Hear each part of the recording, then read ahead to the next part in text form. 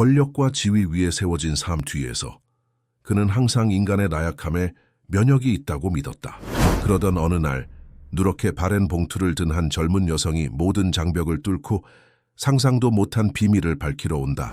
그녀의 말 한마디 한마디가 숨겨진 상처와 잃어버린 딸, 가족이 묻어버린 비밀을 드러낸다. 좋은 이야기를 좋아하신다면 저희 채널을 구독하고 어디에서 오셨는지 댓글로 남겨주세요. 계속 이어갑니다. 박진우의 인생은 힘, 지위, 그리고 겉으로 보이는 무적함의 단단한 기반 위에 세워졌다. 수십 년 동안 그는 성공, 엄격함, 그리고 통제의 대명사가 되었으며 얼핏 보기에 인생이 던질 수 있는 모든 도전을 이겨낸 사람의 모습을 대변했다. 그러나 그의 금융, 제국을 둘러싼 거울 같은 벽 뒤에는 어린 시절부터 감정을 표현하는 것은 약함의 징조이고 사랑은 불필요한 사치품이며 모든 정서적 접근은 그의 감정적 방어에 위협이 된다고 배웠던 남자가 살고 있었다.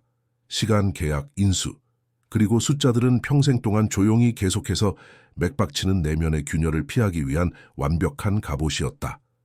서울의 강남구에 위치한 박진우 타워의 꼭대기층에서 진우는 도시를 내려다보았다. 그의 사무실 창문은 서울의 화려한 스카이라인을 프레임하고 있었다. 끊임없이 움직이는 자동차 불빛, 한강의 고요한 흐름, 그리고 밤하늘을 수놓은 수많은 건물들의 불빛, 모든 것이 그의 발 아래에 있었다. 이제 60세가 된 박진우는 JW그룹의 회장으로서 한국 최대 재벌 기업 중 하나를 이끌고 있었다. 부동산부터 전자, 금융, 엔터테인먼트까지 그의 제국은 끝없이 뻗어나가는 것처럼 보였다. 그는 자신의 책상으로 돌아가 앉았다. 책상 위에는 완벽하게 정리된 서류들과 최신 태블릿이 놓여 있었다. 그는 새로운 비즈니스 제안을 검토하며 깊은 숨을 내쉬었다. 항상 그랬듯이 일은 그의 생명줄이었다. 일은 그에게 목적을, 구조를, 그리고 무엇보다도 그가 평생 동안 고스란히 유지해온 통제력을 주었다. 회장님 죄송합니다만 아래층의 한 소녀가 회장님을 꼭 만나야 한다고 합니다. 진우는 인터폰에서 들려오는 비서의 목소리에 짜증을 냈다. 소녀라니 김 비서 무슨 소리야? 네, 회장님. 11살 정도 되어 보이는 소녀입니다. 이미 여러 번 거절했지만 매일 찾아오고 있습니다. 오늘은 경비원들이 그녀를 막지 못했습니다. 그녀가 지금 로비에 있습니다. 진우는 이 말을 문질렀다. 그런 말도 안 되는 일에 내 시간을 낭비하지 마. 어떻게 어린 소녀가 보안을 뚫고 들어올 수 있지? 그냥 경비를 불러서 그녀를 내보내. 죄송합니다만 회장님, 비서의 목소리가 망설이는 듯했다. 그녀가 회장님에게 전달할 봉투를 갖고 있습니다. 그녀의 이름은 김수연이라고 합니다. 진우는 이름을 들어본 적이 없었다. 그는 봉투가 아마도 또 다른 자선 기부 요청이거나 그의 부와 영향력을 이용하려는 누군가의 시도일 것이라고 추측했다. 좋아, 봉투를 가져와. 소녀는 보내. 그녀는 봉투를 직접 전달하겠다고 고집하고 있습니다, 회장님. 비서는 잠시 망설였다. 그녀는 회장님이 그녀의 아버지라고 주장하고 있습니다. 그 말을 듣는 순간 진우의 세계가 멈춘 것 같았다. 그는 갑자기 희미한 기억, 오래전에 묻어둔 기억이 떠올랐다. 20년도 더 된 기억. 그는 천천히 의자에서 일어났다. 그녀를 올려보내. 그의 목소리는 평소보다 더 부드러웠다. 몇 분 후 사무실 문이 열리고 작은 소녀가 들어왔다. 창백한 얼굴, 단호한 눈빛, 그리고 오래된 봉투를 들고 있는 떨리는 손. 그녀는 단순한 편지를 가진 것이 아니었다. 그녀는 이야기되지 않은 이야기의 무게, 설명되지 않은 부재, 수십 년의 침묵, 고통, 그리고 3명의 삶의 방향을 영원히 바꾼 선택들 아래 묻힌 진실의 무게를 지니고 있었다. 수연은 작은 체구였지만 그녀의 눈에는 그녀의 나이에 맞지 않는 결단력이 있었다. 그녀는 진우의 사무실을 빠르게 둘러보았다. 그녀의 시선은 책상 뒤 벽에 걸린 그의 사진들에 머물렀다. 정치인들, 유명 인사들, 그리고 비즈니스 거물들과 함께 찍은 사진들. 그러나 가족 사진은 단 하나도 없었다. 당신이 박진우 씨죠? 그녀의 목소리는 작았지만 흔들리지 않았다. 진우는 천천히 고개를 끄덕였다. 그의 눈은 소녀의 얼굴에 고정되었다. 그녀의 특징 중 어떤 것은 익숙했다. 너무나도 익숙했다. 제 이름은 김수연이에요. 저는 김민지의 딸이에요. 그녀는 봉투를 내밀었다. 하여간 어머니가 당신에게 전해달라고 했어요. 그 이름은 뇌와 가슴을 관통하는 번개와 같았다. 김민지. 그가 20년 넘게 생각하지 않으려고 노력했던 이름, 그가 젊은 시절 사랑했던 여성, 그의 가족의 압력, 사회적 기대, 그리고 그의 야망으로 인해 포기해야 했던 유일한 사람. 진우는 봉투를 받았다. 처음에는 차갑게, 의심스럽게, 심지어 짜증스럽게 반응했다. 몇 초 동안 그는 자신의 이름, 재산, 명성을 이용하려는 또 다른 갈취 시도 앞에 있다고 믿었다.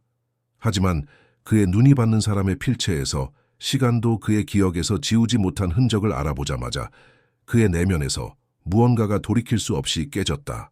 의심할 여지 없이. 그것은 그녀의 필체였다.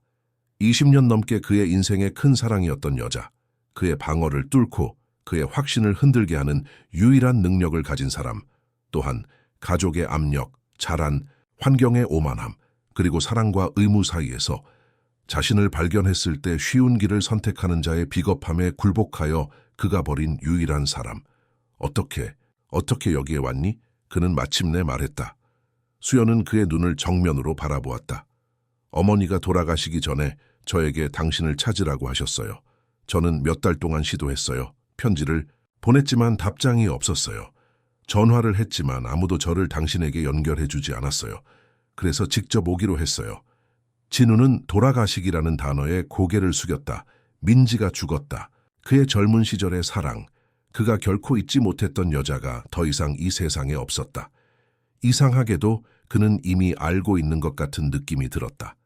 마치 그의 영혼의 일부가 그녀가 떠났을 때 함께 사라진 것처럼 들어와서 앉으렴. 그는 말했다.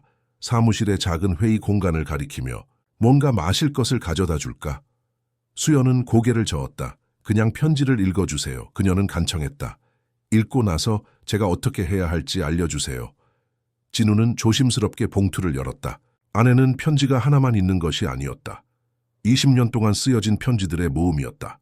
각각은 딸의 인생의 한 조각, 그녀의 두려움, 그녀의 성취, 그녀의 실패, 그녀의 꿈을 이야기했다.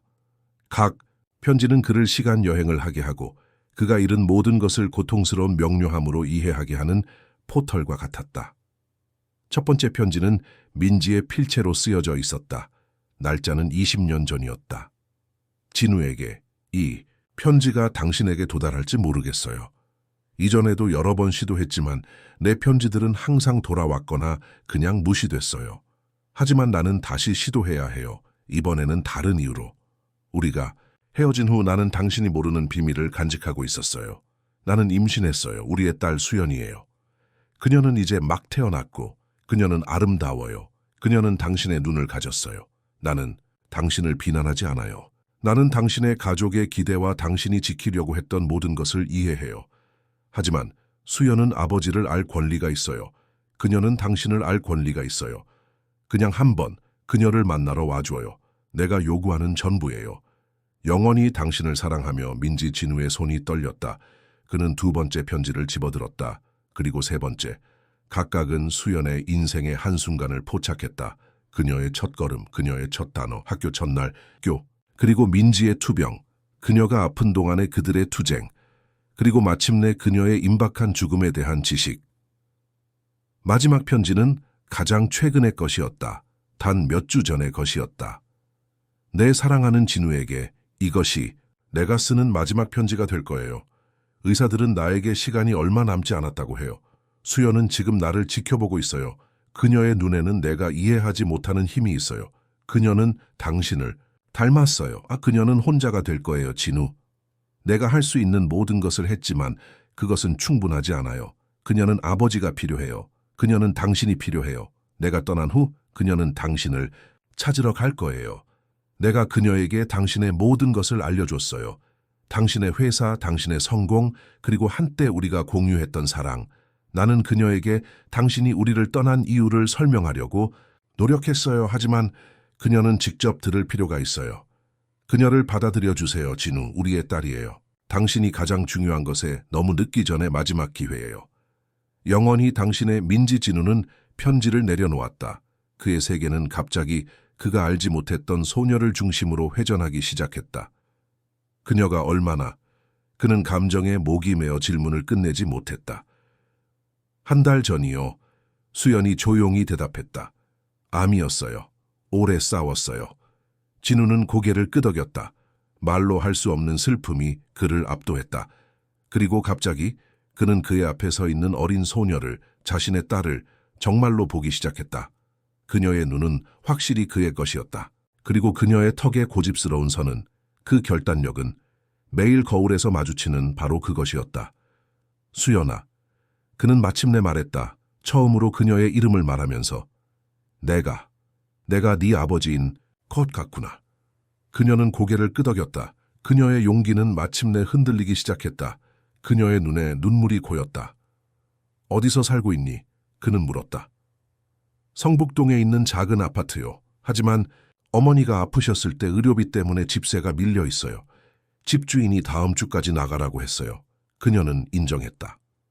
진우는 이 소녀가, 그의 피와 살을 지닌 이 아이가 노숙자가 될 위험에 처해 있다는 생각에 충격을 받았다. 그는 이미 어떻게 해야 할지 알았다. 망설임 없이 그는 사무실 내 인터폰을 눌렀다.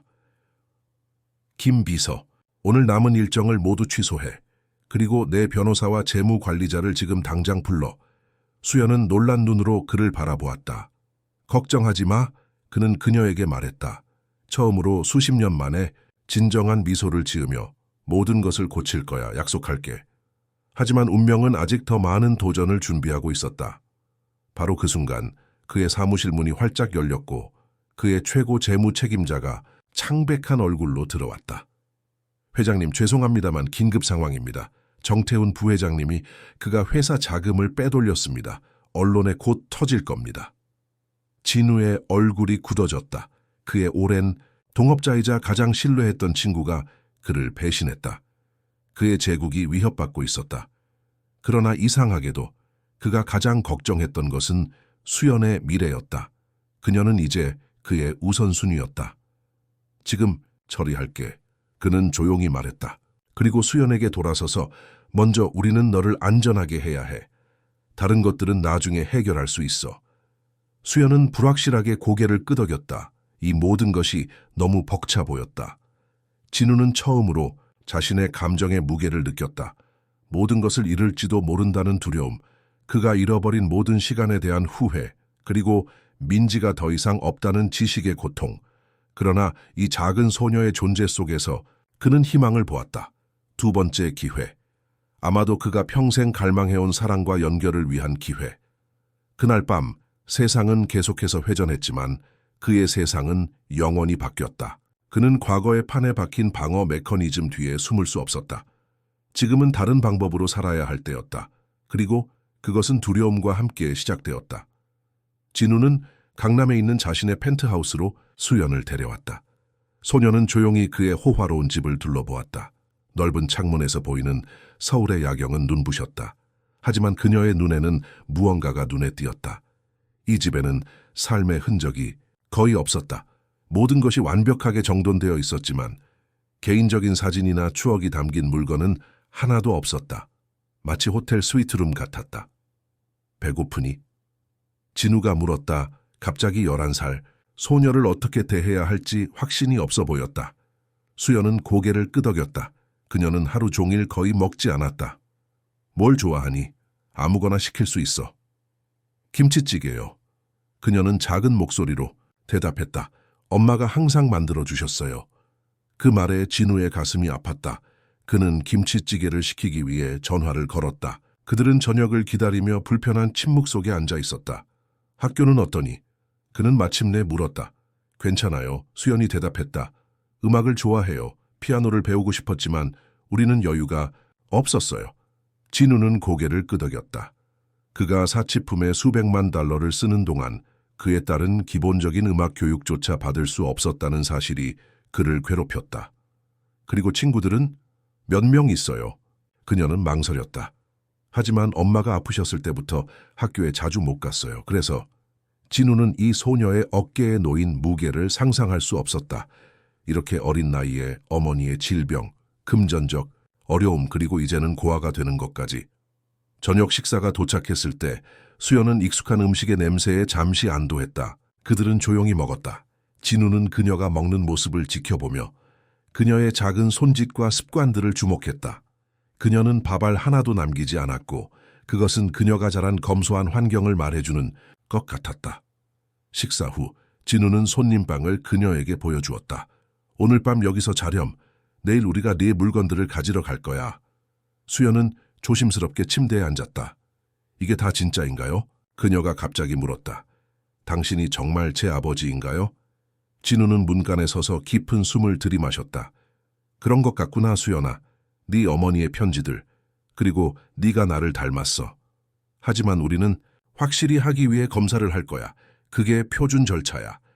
그녀는 고개를 끄덕였다. 그녀의 눈에는 실망감이 있었다. 당신은 저를 원하지 않았어요. 그렇죠? 그 질문은 그를 충격에 빠뜨렸다. 그는 방으로 들어와 조심스럽게 그녀 옆에 앉았다. 그런 게 아니야, 수연아.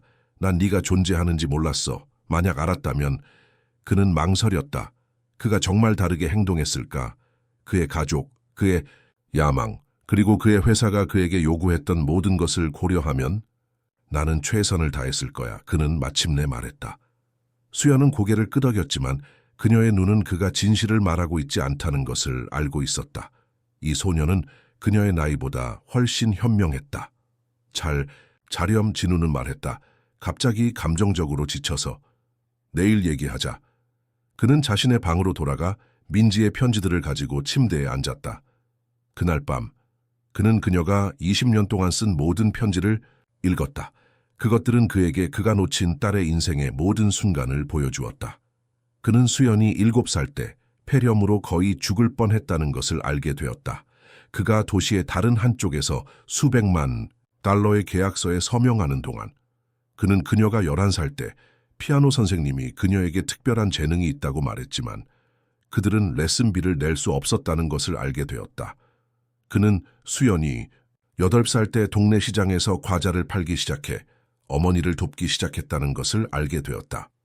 그리고 그는 민지의 마지막 순간들, 그녀가 딸을 위해 싸운 방법, 그리고 그녀의 마지막 소원이 수연이 그녀의 아버지를 만나는 것이었다는 것을 읽었다.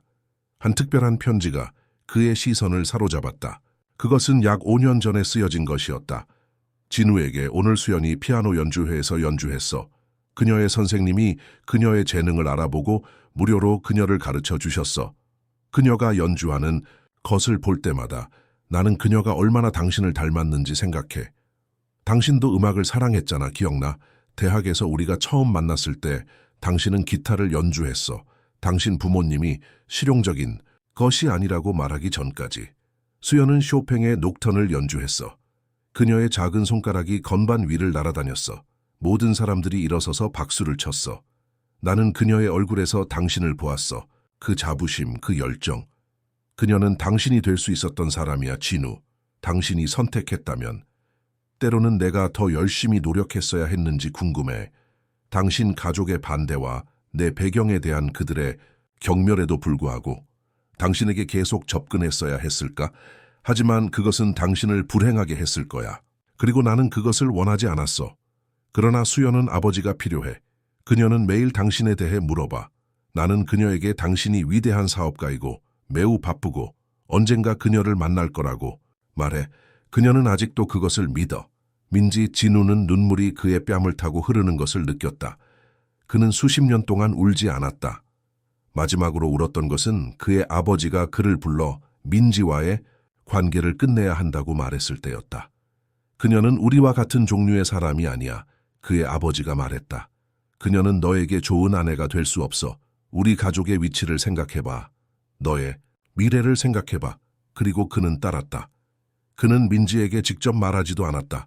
그는 그의 가족의 변호사를 보내 그녀에게 관계가 끝났다고 말하게 했다. 그는 너무 비겁했다. 너무 약했다. 그녀의 눈을 바라볼 용기가 없었다. 그리고 이제 20년 후 그는 그의 선택의 결과를 마주하고 있었다. 그가 놓친 딸의 전체 인생, 그가 다시는 보지 못할 여자, 그리고 그가 감히 인정할 수 없었던 자신의 내면의 공허함. 다음 날 아침 진우는 수연이 이미 깨어나 부엌에 있는 것을 발견했다. 그녀는 냉장고를 열고 그 안을 들여다보고 있었다.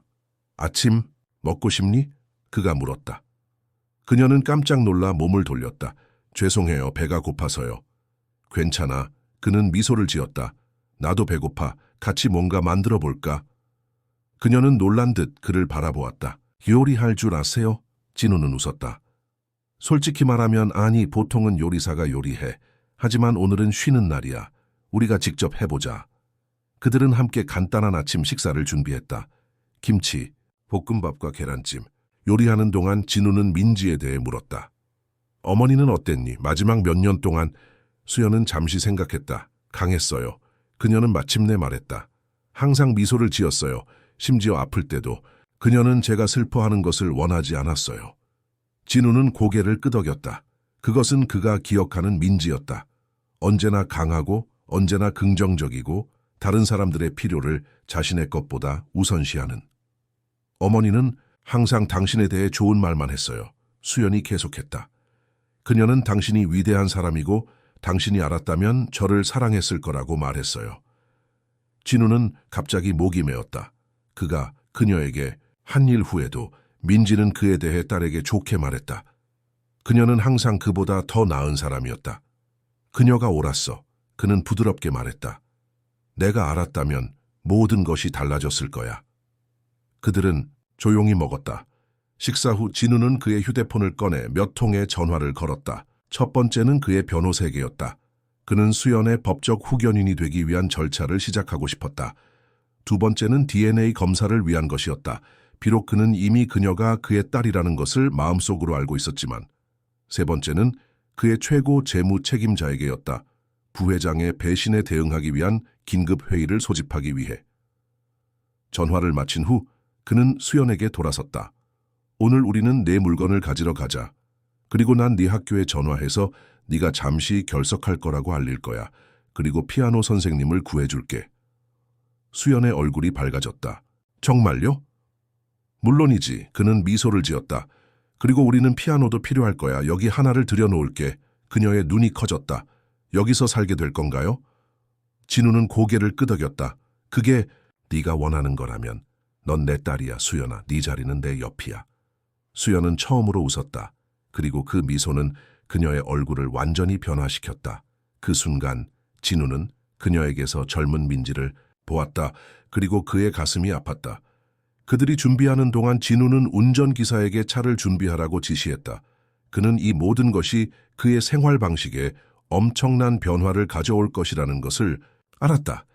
홀로 살던 독신에서 갑자기 10대 소녀의 아버지가 되는 것. 그의 일과 관계는 어떻게 될 것인가? 그의 회사는 어떻게 될 것인가? 특히 부회장의 배신으로 인한 스캔들의 와중에. 하지만 이상하게도 그는 두렵지 않았다. 처음으로 오랜 시간 동안 그는 자신의 행동에 대한 목적과 명확성을 느꼈다. 수연을 돌보는 것, 그녀에게 그녀가 마땅히 받아야 할 삶을 제공하는 것, 그리고 그가 놓친 모든 시간을 보상하는 것. 이것이 그의 새로운 사명이었다. 그들이 아파트를 나갈 때 그의 휴대폰이 울렸다. 그의 비서였다. 회장님, 이혜원 변호사가 당신을 만나고 싶어 합니다. 그녀는 김수연의 어머니의 변호사라고 주장하고 있습니다. 진우는 멈춰 섰다. 그녀에게 오후에 내 사무실로 오라고 해. 그가 전화를 끊자 수연이 그를 올려다보았다. 혜원, 이모가 왔어요. 뭐 혜원 이모? 그는 물었다. 혼란스러워하며. 엄마의 변호사예요. 그녀는 엄마가 돌아가신 후 저를 돌봐주셨어요. 그녀는 우리 가족 같아요. 진우는 고개를 끄덕였다. 이 모든 것이 더 복잡해지고 있다는 것을 깨달았다. 그리고 이제 민지의 변호사가 등장했다. 그는 준비가 되었는지 확신할 수 없었다. 우리는 그녀를 만날 거야. 그는 약속했다. 하지만 먼저 네 물건을 가지러 가자. 그들이 엘리베이터를 타고 내려갈 때 진우는 수연의 작은 손이 그의 손을 찾아 잡는 것을 느꼈다. 그는 놀라서 아래를 내려다보았다. 그녀는 위를 올려다보지 않았지만 그녀의 손은 그의 것을 단단히 잡고 있었다. 그는 조심스럽게 그녀의 손을 꽉 쥐었다. 이것이 느낌이구나. 그는 생각했다. 아버지가 되는 것이. 그리고 처음으로 그는 자신의 아버지의 냉담함, 통제하려는 성격, 그리고 감정적 거리감을 이해하기 시작했다. 그것은 두려움에서 비롯된 것이었다. 사랑에 대한, 이름에 대한, 취약함에 대한 두려움. 하지만 진우는 다른 선택을 할 수 있었다. 그는 다른 종류의 아버지가 될 수 있었다. 그는 수연이 그의 삶에 들어옴으로써 그에게 준 두 번째 기회를 낭비하지 않을 것이다. 그는 이제 그녀의 아버지였다. 그리고 그는 자신의 나머지 삶을 그녀의 아버지가 되기 위해 최선을 다할 것이다. 하지만 혜원 변호사와의 만남이 그를 기다리고 있었다. 그리고 그는 그것이 쉽지 않을 것이라는 것을 알았다. 왜냐하면 민지의 변호사는 아마도 그를 수연을 20년 동안 버린 남자로 볼 것이기 때문이다. 그리고 어떤 면에서 그녀는 옳았다. 성북동의 작은 아파트는 진우가 상상했던 것보다 훨씬 초라했다. 2층 건물의 옥탑방, 방 한 개와 작은 주방이 전부였다. 창문에서는 멀리 남산이 보였지만 그것은 이 공간의 유일한 위안이었다. 수연은 그녀의 물건을 모으기 시작했다. 그것은 오래 걸리지 않았다. 그녀는 거의 아무것도 가지고 있지 않았다. 몇 벌의 옷, 몇 권의 책, 그리고 작은 상자에 담긴 보물 같은 것들. 진우는 방 주변을 둘러보며 민지와 수연이 이 작은 공간에서 어떻게 살았는지 상상하려고 노력했다. 벽에 걸린 사진들이 그의 시선을 사로잡았다. 대부분은 수연의 것이었다. 학교 행사, 드문 휴가, 일상의 순간들. 그러나 하나가 특히 그의 관심을 끌었다. 그것은 그와 민지가 함께 찍은 사진이었다. 대학 시절. 그들은 한강공원에 있었고 그는 기타를 연주하고 있었고 그녀는 그의 어깨에 기대어 웃고 있었다. 그들은 너무 젊고 너무 행복해 보였다. 진우는 조심스럽게 사진을 벽에서 내려 자세히 보았다. 그는 그날을 기억했다. 그들은 서로를 사랑한다고 말한 직후였다. 세상은 가능성으로 가득 찬 것처럼 보였다. 그는 여전히 그의 가족의 기대에 봉사하기 위해 경영학을 공부하고 있었지만 음악에 대한 그의 열정은 살아있었다. 그리고 민지는 그가 꿈꾸는 것을 지지했다. 그건 엄마가 가장 좋아하던 사진이에요. 수연이 말했다. 그의 옆에 서서. 그녀는 당신이 기타를 연주하는 것을 좋아했다고 말했어요. 진우는 고개를 끄덕였다. 목구멍에 응어리가 생겼다. 네, 어머니는 내가 음악을 포기하지 않았으면 했어. 하지만 나는... 그는 한숨을 쉬었다. 나는 실용적이 되어야 했어. 여전히 연주하세요? 수연이 물었다. 진우는 고개를 저었다. 오래전에 그만뒀어. 그걸 생각해 본 지도 오래됐어. 엄마는 당신이 연주할 때 세상에서 가장 행복해 보였다고 말했어요. 이 단순한 관찰이 그를 깊이 찔렀다. 민지는 그를 정말 알았다. 아마도 그가 자신을 알았던 것보다 더. 그리고 그녀는 그것을 그들의 딸과 공유했다.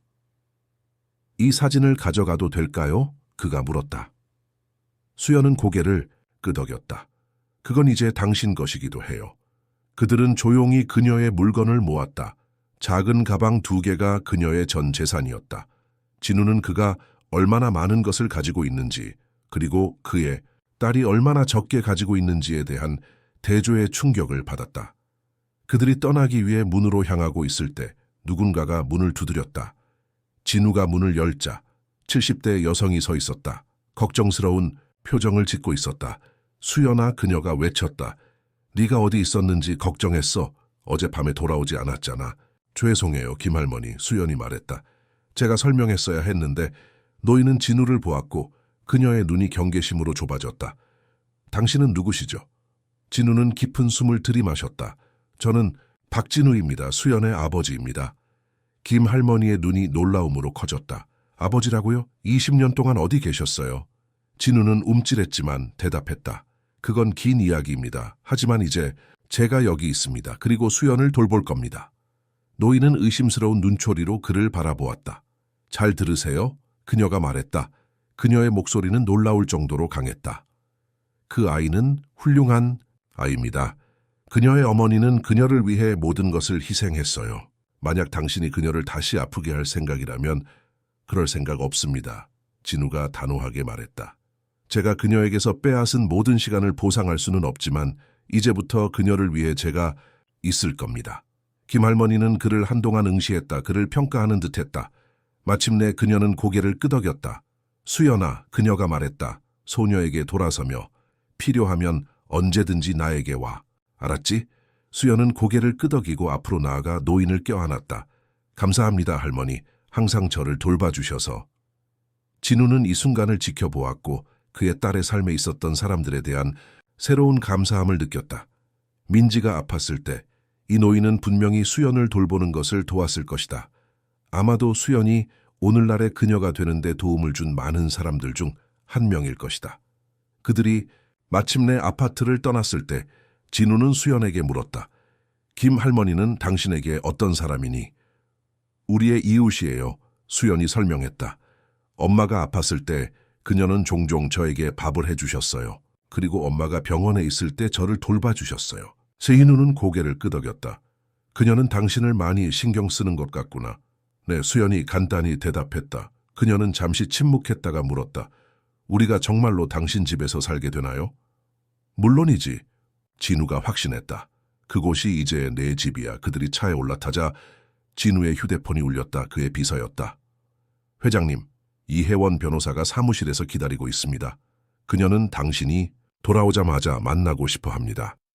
진우는 시계를 확인했다. 이미 오후 2시였다. 그녀에게 1시간 내로 거기에 갈 거라고 말해줘. 그가 전화를 끊자 수연이 물었다. 혜원 이모를 만나러 가나요? 그래. 진우가 대답했다. 하지만 먼저 내 물건을 집에 두고 잠시 쉬어야겠다. 혜원 이모는 정말 똑똑해요. 수연이 경고했다. 그리고 그녀는 엄마를 정말 사랑했어요. 그녀는 당신에게 화가 나 있을 거예요. 진우는 웃었다. 알아. 하지만 우리는 어른답게 이 문제를 처리할 거야. 그는 틀렸다. 1시간 후 진우는 JW그룹 본사에 그의 사무실에 앉아 있었고 이혜원 변호사와 마주하고 있었다.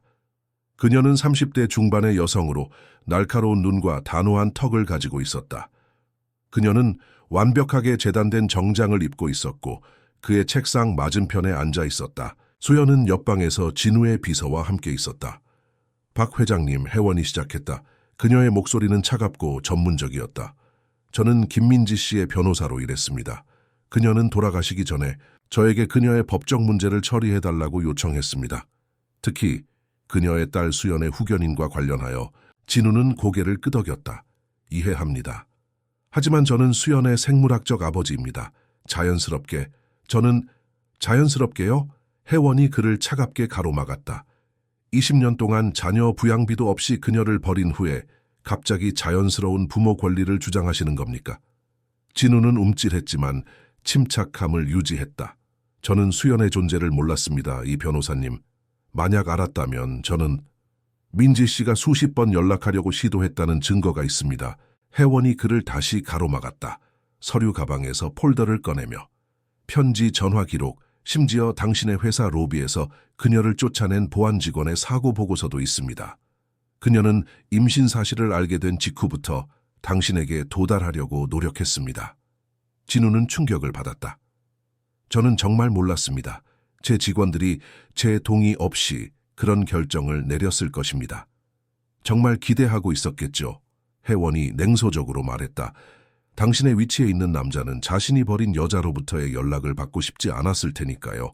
특히 그녀가 그보다 사회적 지위가 낮은 경우에는요. 진우는 화가 나기 시작했다. 당신은 저에 대해 아무것도 모릅니다, 이 변호사님. 저는 당신에 대해 충분히 알고 있습니다. 그녀가 반박했다. 저는 민지가 당신 없이 그녀의 딸을 키우기 위해 얼마나 고생했는지 알고 있습니다. 저는 그녀가 수연을 위한 좋은 학교를 내보내기 위해 3개의 일을 했다는 것을 알고 있습니다. 저는 그녀가 아파서 일할 수 없게 되었을 때 그들이 어떻게 거의 거리에 나앉게 되었는지 알고 있습니다. 그리고 당신은 어디에 있었습니까? 당신의 호화로운 펜트하우스에서 당신의 재벌 제국을 운영하면서요. 그녀의 말의 진실성이 그를 관통했다.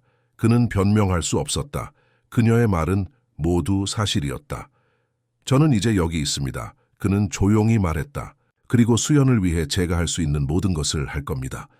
혜원은 고개를 흔들었다. 당신은 이해하지 못하시는군요. 문제는 당신이 지금 여기 있다는 것이 아닙니다. 문제는 당신이 지금까지 여기 없었다는 겁니다. 당신은 그녀가 당신을 필요로 했을 때 없었습니다. 진우는 이 공격에 화가 났지만 자신을 통제했다. 그래서 당신은 무엇을 제안하시나요? 수연이 고아원에 가길 원하십니까? 그것이 그녀에게 최선입니까? 처음으로 혜원은 망설였다. 물론 아닙니다. 민지는 마지막 유언에서 제가 수연의 법적 후견인이 되기를 원했습니다. 저는 그녀를 돌볼 준비가 되어 있습니다. 이것은 진우에게 놀라움이었다. 당신이요. 당신은 그녀의 혈족도 아닙니다. 혈족이요? 혜원이 비웃었다. 갑자기 혈연 관계가 중요해졌나요? 당신은 그녀를 평생 동안 알았나요? 저는 수연이 5살 때부터 그녀의 삶에 있었습니다. 저는 그녀의 생일 파티에 참석했습니다. 저는 그녀가 아플 때 간호했습니다. 저는 그녀의 이모입니다. 이름이 아닌 모든 면에서. 진우는 이 여자가 그의 딸에 대해 그보다 훨씬 더 많이 알고 있다는 것을 인정해야 했다. 그것은 고통스러운 깨달음이었다. 우리는 여기서 싸울 필요가 없습니다. 그는 마침내 말했다. 우리 둘 다 수연에게 최선의 것을 원합니다. 맞습니다. 혜원이 동의했다. 그리고 제 의견으로는 갑자기 당신의 생활에 끌려 들어가는 것은 그녀에게 최선이 아닙니다. 그녀는 이미 충분히 상처받았습니다. 수연에게 물어보죠. 진우가 제안했다. 그녀에게 어디서 살고 싶은지 물어봅시다. 혜원은 잠시 생각했다. 그녀는 11살입니다. 그녀는 환상에 쉽게 빠질 수 있습니다. 갑자기 부자 아버지가 나타나 그녀를 데려간다는 환상이에요. 그러면 타협을 제안합니다. 진우가 말했다. 수연은 저와 함께 살지만 당신은 그녀의 삶에 지속적으로 참여합니다. 당신은 그녀를 방문할 수 있고 그녀가 당신을 방문할 수 있습니다. 우리는 함께 그녀를 위한 결정을 내립니다. 혜원은 놀라 보였다. 그녀는 아마도 더 큰 싸움을 예상했을 것이다. 그리고 법적 후견인 자격은요? 우리가 공동 후견인이 될 수 있습니다. 진우가 제안했다. 제가 변호사들에게 서류를 준비하도록 지시할 것입니다. 혜원은 의심스러워 보였다. 왜 이렇게 쉽게 타협하시나요? 당신 같은 남자들은 보통 이길 때까지 싸웁니다. 진우는 깊은 숨을 들이마셨다. 저는 이미 너무 많은 것을 잃었습니다. 이 변호사님. 민지를, 수연과의 12년을 저는 더 이상 잃고 싶지 않습니다. 그리고 저는 수연이 그녀의 삶에서 중요한 사람들을 잃기를 원하지 않습니다. 당신은 명백히 그중 한 명입니다. 처음으로 혜원의 날카로운 외관이 부드러워졌다. 저는 여전히 당신을 믿지 않습니다. 그녀가 정직하게 말했다. 하지만 수연을 위해 저는 기꺼이 시도해보겠습니다. 그들이 서로를 응시하고 있을 때 갑작스러운 소음이 사무실 밖에서 들렸다. 문이 열리고 진우의 비서가 창백한 얼굴로 들어왔다. 회장님, 죄송합니다만 긴급 상황입니다. 정 부회장의 스캔들이 뉴스에 터졌습니다. 기자들이 로비에 있습니다. 진우는 한숨을 쉬었다. 정태훈, 그의 오랜 사업 파트너이자 JW그룹의 부회장이 회사 자금을 빼돌렸고 스캔들이 이제 공개되었다. 이것은 그의 회사에 재앙이 될 수 있었다. 기자회견을 준비해 그는 비서에게 지시했다. 그리고 혜원에게 돌아서서 죄송합니다만 이것을 처리해야 합니다. 혜원은 고개를 끄덕였다. 그녀의 표정은 이제 전문적이었다. 물론입니다. 우리는 나중에 논의를 계속할 수 있습니다. 그녀가 일어서서 떠나려고 할 때 수연이 문을 통해 들어왔다. 혜원 이모 그녀가 외쳤고 여자에게 달려가 껴안았다. 혜원은 수연을 꽉 껴안았다. 그녀의 얼굴은 진정한 애정으로 부드러워졌다. 수연아, 어떻게 지냈니? 걱정했어. 저는 괜찮아요. 수연이 그녀를 안심시켰다. 아버지가 저를 돌봐주고 계세요. 그 단어, 아버지가 두 성인 모두를 놀라게 했다. 수연은 그것을 그렇게 자연스럽게 말했다. 마치 그녀가 항상 그를 그렇게 불렀던 것처럼. 혜원은 진우를 바라보았고 그녀의 눈에는 경고가 있었다. 그것은 분명한 메시지였다. 그녀를 다치게 하지 마세요. 아니면 저와 상대해야 할 겁니다. 우리는 이제 가야 해. 혜원이 수연에게 말했다. 하지만 내일 볼 거야. 알았지? 우리는 많은 얘기를 해야 해. 수연은 고개를 끄덕였다. 혜원이 떠난 후 진우는 그의 비서에게 몸을 돌렸다. 정 부회장에 대한 기자회견을 준비해. 그리고 수연을 집으로 데려다줄 운전기사를 보내. 나는 이것을 처리한 후에 집에 갈 거야. 수연은 걱정스러워 보였다. 당신 괜찮아요? 진우는 미소를 지었다. 괜찮아, 수연아. 이건 그냥 사업이야. 나중에 집에서 보자, 알았지? 그녀는 고개를 끄덕였지만 여전히 걱정스러워 보였다. 그녀가 떠난 후 진우는 잠시 창문으로 돌아섰다. 그의 사업 제국이 위험에 처해 있었다. 그의 평판이 위험에 처해 있었다. 그리고 이제 그는 그가 이전에 알지 못했던 딸에 대한 책임을 지고 있었다. 이상하게도 마지막 것이 그에게 가장 중요하게 느껴졌다. 그가 기자회견을 위해 준비하면서 진우는 자신의 어머니에게 전화를 걸어야 한다는 것을 깨달았다. 그는 그녀에게 수연에 대해 말해야 했다. 그러나 그는 그녀의 반응을 두려워했다. 그의 어머니 박혜진은 항상 그의 인생에서 냉담하고 통제적인 존재였다. 그녀는 그가 민지와 헤어지도록 압력을 가한 주요 인물이었다. 그녀는 손녀를 어떻게 받아들일 것인가? 더 중요한 것은 그는 그녀가 수연의 삶에 들어오는 것을 원했는가? 그는 전화기를 들어 번호를 눌렀다. 3번 울린 후 그녀가 전화를 받았다. 진우야? 그녀의 목소리는 여전히 강했고 여전히 권위가 있었다. 80세의 나이에도 불구하고. 어머니, 그가 말했다. 제가 당신에게 말해야 할 것이 있습니다. 진우는 기자회견에서 나오면서 지친 한숨을 내쉬었다. 지난 2시간 동안 그는 정태훈의 배신과 회사 자금 횡령에 대한 질문 폭격을 견뎌냈다. 그는 회사의 입장을 분명히 했다. JW그룹은 정 부회장의 행동에 대해 알지 못했으며 모든 범위의 법적 조치를 취할 것이다. 그는 또한 투자자들과 주주들에게 회사가 건재하며 이 위기를 극복할 것이라고 확신시켰다. 하지만 지금 홀로 차 안에 앉아 그는 자신의 생각이 사업 문제보다는 개인적인 문제로 가득 차 있다는 것을 발견했다. 그의 어머니와의 대화가 마음에 무겁게 자리 잡고 있었다. 손녀라고. 그의 어머니는 그가 수연에 대해 말했을 때 물었다. 그녀의 목소리에는 충격보다는 불신이 더 담겨 있었다. 네, 어머니, 그녀의 이름은 김수연이고 11살입니다. 그리고 검사 결과는 의심의 여지가 없습니다. 그녀는 제 딸입니다. 전화선 너머로 긴 침묵이 흘렀다. 마침내 그의 어머니가 말했다. 그 여자 이름이 뭐였지? 네가 대학 때 데이트했던. 김민지입니다. 그가 대답했다.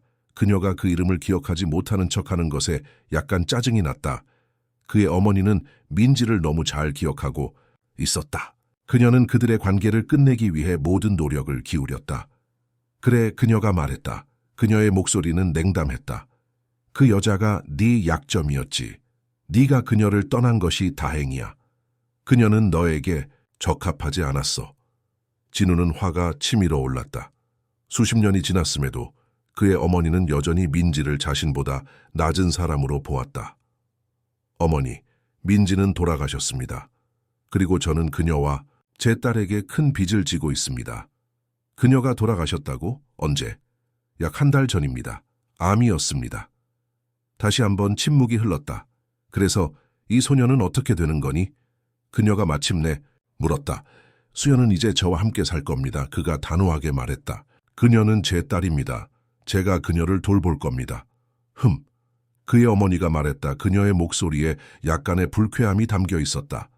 그녀는 나의 법적 딸이 아니잖아, 그렇지? 당신은 그녀의 출생 증명서에 없을 거야. 곧 고칠 겁니다. 진우가 말했다. 어머니, 저는 당신의 허락을 구하는 것이 아닙니다. 저는 당신에게 알려드리는 겁니다. 수연은 제 딸이고 당신의 손녀입니다. 저는 당신이 그녀를 만나길 바랍니다. 그의 어머니는 웃음을 터뜨렸다. 그 소리는 메마르고 쓰라렸다. 정말 변했구나, 진우야. 한 번도 내게 이렇게 말한 적이 없잖아. 사람은 변하는 법이죠, 어머니. 그래, 그녀가 동의했다. 그녀의 목소리는 이상하게 조용해졌다. 시간이 지나면 우리 모두 변하지. 좋아, 내 딸을 만나겠다. 내일 오후 차 시간에 그녀를 데려와. 그 대화는 그를 불안하게 했다. 그의 어머니는 너무 쉽게 동의했다. 그것은 그녀답지 않았다. 일반적으로 그녀는 그의 결정에 도전하고 그의 선택을 의심하고 그녀의 의지를 관철시키기 위해 모든 수단을 동원할 것이다. 그녀의 수능은 그를 긴장시켰다. 그의 운전기사가 펜트하우스 앞에 차를 세웠을 때 진우는 깊은 숨을 들이마셨다. 그는 그의 새로운 현실에 직면할 준비가 되어 있었다. 아버지로서의 그의 역할, 그의 회사의 위기, 그리고 그의 어머니와의 끊임없는 긴장. 집에 들어가자 그는 피아노 소리를 들었다. 아름다운 쇼팽의 선율이 공간을 채웠다. 그는 거실로 들어가 멈춰섰다. 수연이 그랜드 피아노에 앉아 있었다. 그녀의 작은 손가락은 건반 위에서 춤을 추고 있었다. 그는 몇 시간 전에 배달된 악기였다. 그가 그날 일찍 주문한. 그녀는 그를 알아차리지 못했고 그는 방해하고 싶지 않았다. 그래서 그는 그저 서서 들었다. 그녀의 연주는 놀라웠다. 기술적으로 완벽하지는 않았지만 그녀는 정서와 깊이로 연주했다. 그녀의 나이에 놀라운 이해력을 보여주었다. 민지의 편지에서 그는 수연이 재능이 있다는 것을 읽었다. 하지만 이것을 직접 듣는 것은 완전히 다른 경험이었다. 그는 음악에 관한 한 그녀가 그를 닮았다는 것을 깨달았다. 그는 한때 같은 열정을 가지고 있었다. 같은 능력을 가지고 있었다. 그러나 그는 그것을 포기했다. 하지만 수연은 훨씬 더 어려운 환경에서도 그것을 간직하고 있었다. 마지막 음이 사라질 때 그는 박수를 쳤다. 수연은 깜짝 놀라 돌아보았다. 놀라움과 약간의 부끄러움이 그녀의 얼굴을 스쳤다. 그것은 아름다웠어. 그가 말했다. 그녀에게 다가가며 누가 너를 가르쳤니? 앞다. 초의 선생님이요. 그녀가 대답했다. 그녀는 우리 동네 음악 학원에서 가르치셨어요. 그녀는 저에게 무료로 레슨을 해주셨어요. 진우는 고개를 끄덕였다. 그녀는 네가 재능이 있다는 것을 알았나 보구나. 수연은 어깨를 으쓱했지만 그는 그녀가 자랑스러워하는 것을 볼 수 있었다. 그녀는 제가 열심히 연습한다고 말했어요. 열심히 연습하는 것도 재능이야. 진우가 말했다. 그녀 옆에 앉으며 내가 너보다 조금 더 나이가 많았을 때 나도 음악을 사랑했어. 기타를 연주했지. 수연의 눈이 커졌다. 정말요? 엄마가 그것에 대해 말했어요. 당신이 연주하는 것을 들을 수 있을까요? 진우는 웃었다. 나는 오래전에 그만뒀어. 아마 내 기타는 어딘가에 보관되어 있을 거야. 하지만 내 손가락은 더 이상 그것을 기억하지 못할 거야. 연습하면 다시 배울 수 있어요. 수연이 격려했다. 그녀의 눈은 희망으로 빛났다. 아마도 그가 말했다. 비록 그는 그것이 가능하다고 생각하지 않았다. 어쨌든 그가 마지막으로 기타를 잡은 것은 20년도 더 전이었다. 배고프니? 이내. 그녀가 고개를 끄덕였다. 하지만 기다리고 있었어요. 나를 기다리고 있었어? 그가 물었다. 그녀의 사려 깊음에 감동받아. 네, 그녀가 간단히 대답했다. 마치 그것이 가장 자연스러운 일인 것처럼. 그들은 함께 부엌으로 가서 저녁 식사를 준비했다. 진우는 요리를 거의 해본 적이 없었지만 수연은 놀라울 정도로 능숙했다. 그녀는 어머니가 아팠을 때 그들의 대부분의 식사를 준비했다고 설명했다. 그들은 간단한 김치볶음밥을 만들었고 그것은 그가 기억하는 어떤 고급 레스토랑의 식사보다 더 맛있었다. 식사 중에 진우는 그의 어머니와의 만남에 대해 언급했다. 내일 우리는 내 어머니를 만날 거야. 그녀는 너를 만나고 싶어해. 수연은 포크를 내려놓았다. 제 할머니요? 그래, 진우가 확인했다. 그녀의 이름은 박혜진이야. 그녀는 좀 어렵지만 그녀는 네 할머니야. 그녀는 엄마를 좋아하지 않았죠. 그렇죠? 수연이 갑자기 물었다. 진우는 놀랐다. 누가 그렇게 말했니? 엄마요. 수연이 대답했다. 그녀는 할머니가 당신이 엄마와 헤어지도록 만들었다고 말했어요. 할머니는 엄마가 당신에게 충분히 좋지 않다고 생각했다고요. 진우는 민지가 그들의 딸에게 진실을 말했다는 것에 놀랐다. 하지만 어쩌면 그것이 민지였다. 항상 정직하고 심지어 진실이 아플 때도. 그건 복잡했어. 그가 조심스럽게 말했다. 내 어머니는 내가 특정한 종류의 사람과 결혼하기를 원했어. 그녀는 내가 따라야 할 길을 가지고 있었어. 그리고 엄마는 그 길의 일부가 아니었어요. 수연이 마무리했다. 그래, 진우가 인정했다. 내 어머니는 매우 전통적이고 계급을 의식하는 사람이야. 그녀는 우리 가족의 이름과 사업을 보호하는 것을 가장 중요하게 생각했어. 그래서 당신은 엄마를 떠났어요. 수연이 말했다. 그것은 질문이 아니라 진술이었다. 진우는 깊은 숨을 들이마셨다. 그는 이 어린 소녀에게 어떻게 설명할 수 있을까? 어떻게 그가 그녀의 어머니를 사랑했지만 너무 약해서 그의 가족에 맞서지 못했다는 것을, 어떻게 그가 편안함과 승인을 선택했고 그 과정에서 그의 영혼의 일부를 잃었다는 것을. 나는 겁쟁이였어. 그가 마침내 말했다. 진실을 선택하기로 결정하며. 나는 내 부모님에게 맞서기에는 너무 겁이 났어.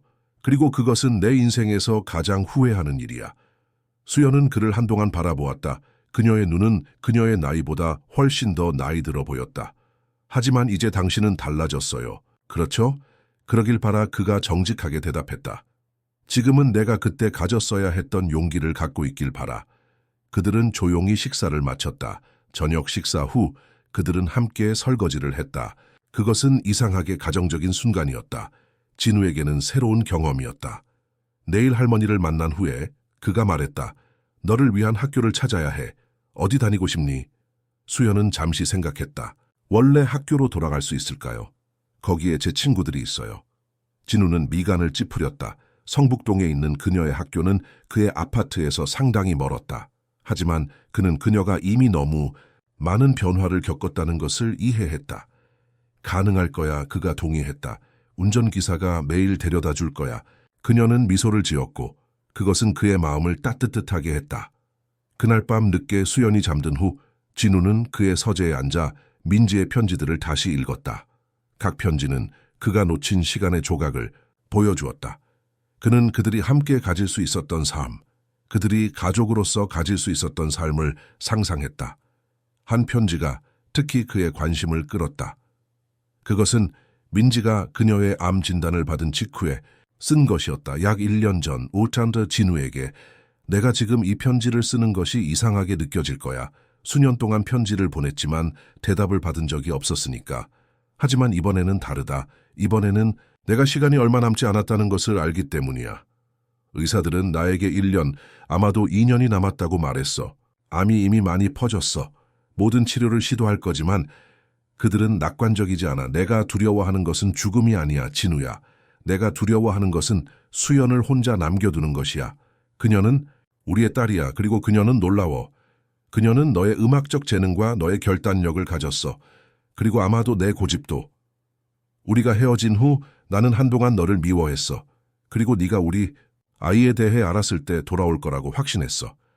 하지만 네가 그러지 않았을 때 나는 네가 진정으로 관심이 없다고 결론지었어. 그리고 어쩌면 그것이 내가 계속해서 너에게 연락하려고 시도하는 것을 멈춘 이유야. 하지만 이제 내 인생의 마지막에 나는 이것이 얼마나 불공평했는지 깨달았어. 너에게, 수연에게. 어쩌면 네가 정말로 알지 못했을 수도 있어. 어쩌면 내 편지들이 결코 너에게 도달하지 않았을 수도 있어. 그래서 나는 수연에게 너를 찾으라고 할 거야. 나는 그녀에게 모든 것을 말할 거야. 우리의 사랑, 내 가족의 반대, 그리고 왜 우리가 헤어졌는지.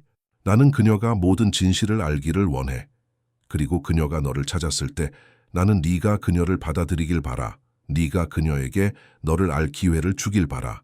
그녀는 너를 필요로 해, 진우야. 그리고 아마도 네가 그것을 알기 전에 너도 그녀를 필요로 할 거야. 항상 너를 사랑했어, 민지. 진우는 눈물이 그의 뺨을 타고 흐르는 것을 느꼈다. 민지는 여전히 그를 믿었다. 심지어 그가 그녀를 배신한 후에도 그녀는 여전히 그가 올바른 일을 할 것이라고 믿었다. 그는 그녀의 믿음에 합당하지 않았다는 것을 알았다. 하지만 그는 그것을 증명하기 위해 노력할 것이다. 그는 마지막 편지를 내려놓고 창밖을 바라보았다. 서울의 야경이 그 앞에 펼쳐졌다. 반짝이는 빛의 바다. 그는 그의 삶이 어떻게 이렇게 빨리 바뀔 수 있는지 궁금했다. 일주일 전 그는 혼자였다. 그의 회사와 그의 야망 외에는 아무것도 없었다. 이제 그는 아버지였다. 이 작은 소녀의 세계를 책임지고 있었다. 그는 오랫동안 그렇게 앉아 있었다. 그의 과거와 그의 미래에 대해 생각하며 마침내 그는 일어나 침대로 향했다. 내일은 어려운 하루가 될 것이다. 그의 어머니를 만나는 것은 결코 쉽지 않았다. 그리고 이번에는 그가 수연을 그녀의 판단으로부터 보호해야 할 것이다. 그가 복도를 따라 걸을 때 그는 수연의 방에서 나오는 부드러운 소리를 들었다. 그는 문을 살짝 열고 들여다보았다. 그녀는 자고 있었다. 하지만 불안하게. 그녀는 몸을 뒤척이고 있었고 그녀의 얼굴은 걱정스러워 보였다. 엄마. 그녀가 잠에서 중얼거렸다. 그녀의 손은 무언가를 찾는 것처럼 뻗어 있었다. 진우는 그녀에게 다가가 조심스럽게 그녀의 손을 잡았다. 괜찮아, 수연아. 그가 속삭였다. 여기 있어. 네가 혼자가 아니야. 그녀는 그의 목소리에 잠잠해진 것 같았다. 그녀의 호흡은 더 고르게 되었고 그녀의 얼굴은 편안해졌다. 그는 그녀의 손을 계속 잡고 있었다. 그녀가 다시 깊은 잠에 빠질 때까지. 그녀의 옆에 앉아 있으면서 진우는 이 작은 소녀가 그의 인생에 얼마나 빨리 들어왔는지 그리고 이미 그의 마음에 얼마나 깊이 자리 잡았는지 깨달았다. 그는 그녀를 보호하기 위해 무엇이든 할 것이다. 심지어 그의 어머니로부터도, 심지어 그 자신으로부터도 다음 날 그들은 강남에 있는 진우의 어머니의 대저택으로 향했다. 수연은 조용했다. 그녀의 손은 그녀의 무릎 위에서 신경질적으로 움직였다. 걱정하지 마, 진우가 그녀를 안심시켰다. 내가 네 옆에 있을 거야. 그녀는 고개를 끄덕였지만 그녀의 눈에는 여전히 불안함이 있었다. 그는 그것이 이해할 수 있다고 생각했다. 결국 그녀는 그녀를 버린 아버지의 어머니를 만나러 가고 있었다. 그녀의 어머니가 그들의 관계를 종식시키도록 압력을 가한 여자를. 차가 어머니의 집 앞에 멈추자 진우는 깊은 숨을 들이마셨다. 그는 준비가 되었다. 그는 그의 어머니가 무엇을 던지든 처리할 수 있었다. 하지만 그는 그들을 기다리고 있는 것에 대해 아무런 생각도 없었다. 박혜진의 집은 전통적인 한옥을 현대적으로 재해석한 웅장한 저택이었다. 우아한 기와지붕과 넓은 마당, 그리고 현대적인 유리와 철강 구조물이 조화롭게 어우러져 있었다. 정원은 완벽하게 손질되어 있었고 수백 년 된 소나무들이 건물 주변을 지키고 있었다. 하인이 문을 열어주었고 진우와 수연은 안으로 들어갔다. 소녀는 압도된 듯했다. 그녀의 눈은 호화로운 인테리어를 훑어보았다. 고급 가구, 값비싼 미술품, 그리고 눈에 띄게 전시된 갑오들, 이 모든 것은 부와 특권의 오랜 역사를 말해주고 있었다. 박 회장님, 영애님이 정원에서 기다리고 계십니다. 하인이 말했다. 그들을 안내하며. 진우는 고개를 끄덕이고 수연의 손을 잡았다. 준비됐니? 그가 조용히 물었다. 그녀는 고개를 끄덕였지만 그녀의 손은 그의 손 안에서 떨리고 있었다. 그들은 정원으로 이어지는 유리문을 지나갔다. 그곳에서 박혜진이 작은 정자 아래 앉아 있었다. 차 세트가 그녀 앞에 준비되어 있었다. 80세의 나이에도 그녀는 여전히 위엄 있고 위압적인 존재감을 가지고 있었다. 그녀의 자세는 완벽했고 그녀의 얼굴은 주름이 거의 없었으며 그녀의 은발은 우아한 매듭으로 묶여 있었다. 그녀는 그들이 다가오는 것을 보고 고개를 들었다. 그녀의 눈은 즉시 수연에게 고정되었다. 그녀의 표정은 읽기 어려웠다. 어머니, 진우가 인사했다. 약간 경직되게. 이쪽은 김수연입니다. 제 딸입니다. 수연은 공손하게 인사했다. 만나서 반갑습니다, 할머니. 박혜진은 한동안 아무 말도 하지 않았다. 그저 소녀를 연구하고 있었다. 마침내 그녀는 말했다. 가까이 오렴, 아이야. 할머니가 너를 좀 볼 수 있게.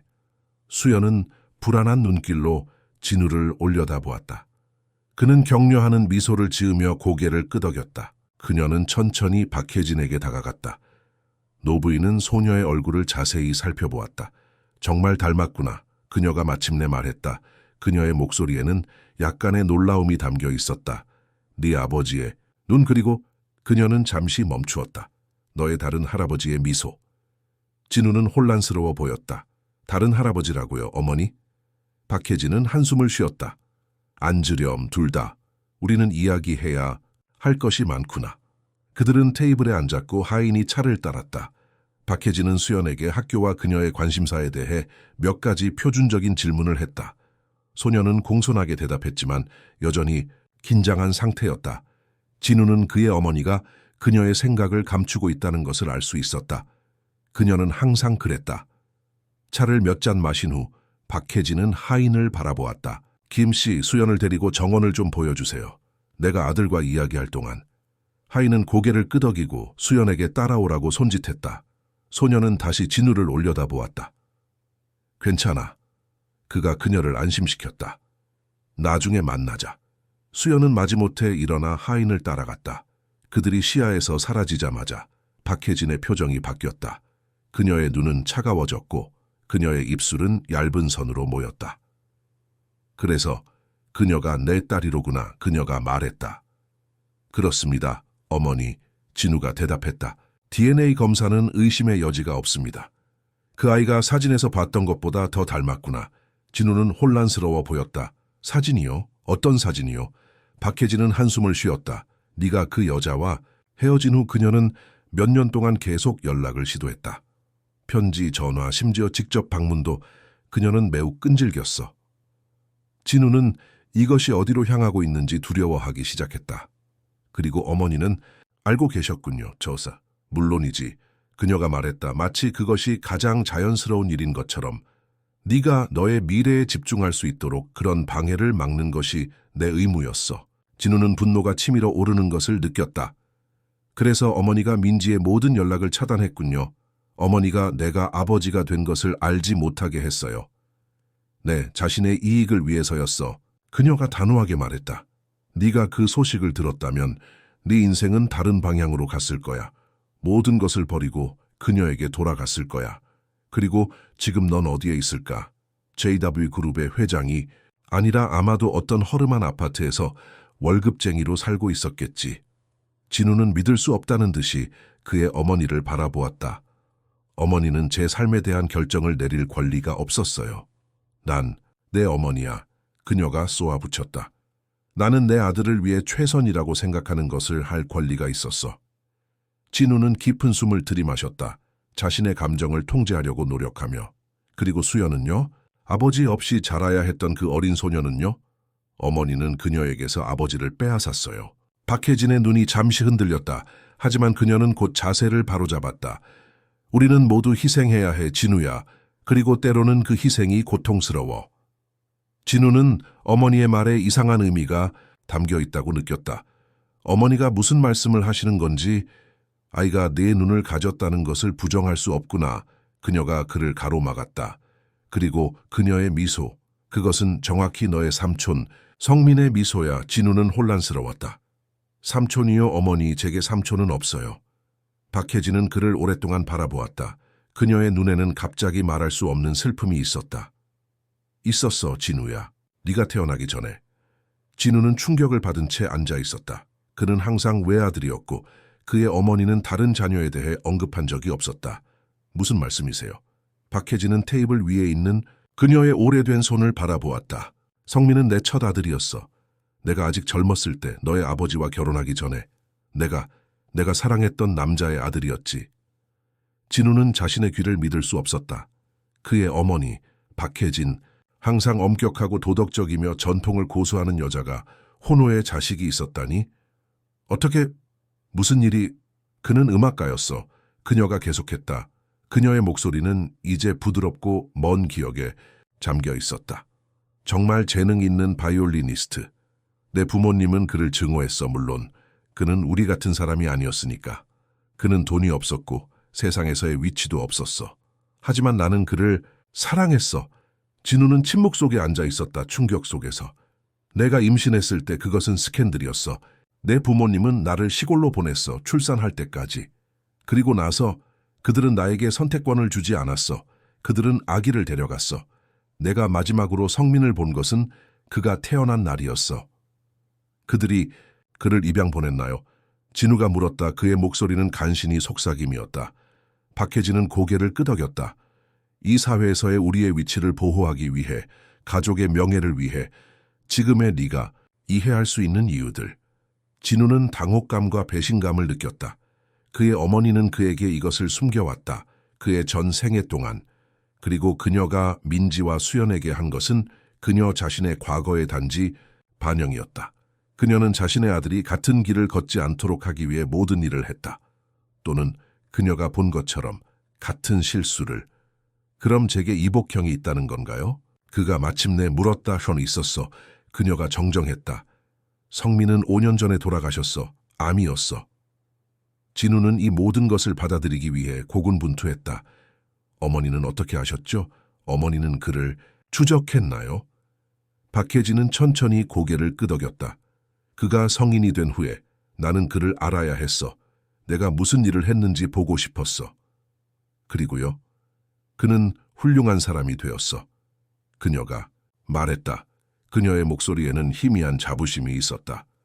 훌륭한 음악가 그의 아버지처럼 행복한 결혼 생활, 2명의 자녀, 그는 좋은 삶을 살았어. 그리고 그는 어머니가 누군지 알았나요? 네, 그녀가 인정했다. 우리는 몇 번 만났어. 처음에는 어색했지만 시간이 지나면서 우리는 이해에 도달했어. 그는 매우 용서하는 사람이었어. 진우는 마침내 이해하기 시작했다. 그의 어머니의 냉담함, 그녀의 통제력에 대한 필요, 그녀가 자신의 감정을 억누르는 방식, 그것은 모두 그녀의 첫 아들을 잃은 슬픔에서 비롯된 것이었다. 그런데 왜 저에게 말씀하지 않으셨어요? 그가 물었다니 부끄러움 때문이야. 그녀가 솔직하게 대답했다. 그리고 네 아버지 때문에. 그는 내 과거를 받아들였지만 그것에 대해 이야기하는 것을 원하지 않았어. 그것은 우리가 언급하지 않는 주제였어. 진우는 점점 더 분노를 느꼈다. 그래서 어머니는 내가 민지와 같은 실수를 하지 않도록 하기 위해 모든 일을 하셨군요. 어머니는 자신의 과거의 상처를 내게 투영하셨어요. 나는 너를 보호하려고 했어. 그녀가 주장했다. 아니요, 어머니는 자신을 보호하려고 하셨어요. 그가 반박했다. 그리고 그 과정에서 어머니는 저와 민지, 그리고 무엇보다 수연을 다치게 했어요.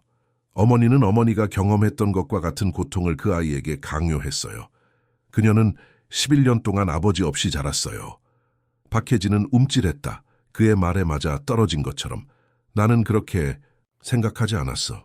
물론 그러셨어요. 진우가 말했다. 그의 목소리는 이제 낮고 분노로 가득 차 있었다. 어머니는 정확히 무엇을 하고 계셨는지 알고 계셨어요. 어머니는 단지 자신의 행동의 결과를 직면하고 싶지 않으셨어요. 그들은 긴장된 침묵 속에 앉아 있었다.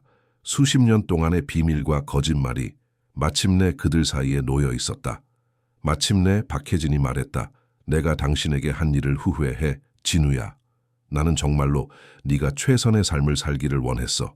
하지만 이제 보니 아마도 내가 그것을 정의한 방식은 잘못되었을지도 몰라. 진우는 그의 어머니를 바라보았다. 갑자기 그녀가 얼마나 늙었는지, 얼마나 외로워 보이는지 깨달았다. 그의 분노는 조금 누그러졌다. 성민의 가족은 어디 있나요? 그가 물었다. 그의 아내는 아직 살아있어. 그리고 자녀들은? 하나는 미국에서 살고 있고 다른 하나는 여기 서울에 있어. 그들은 성민이 돌아가신 후에는 나를 자주 방문하지 않아.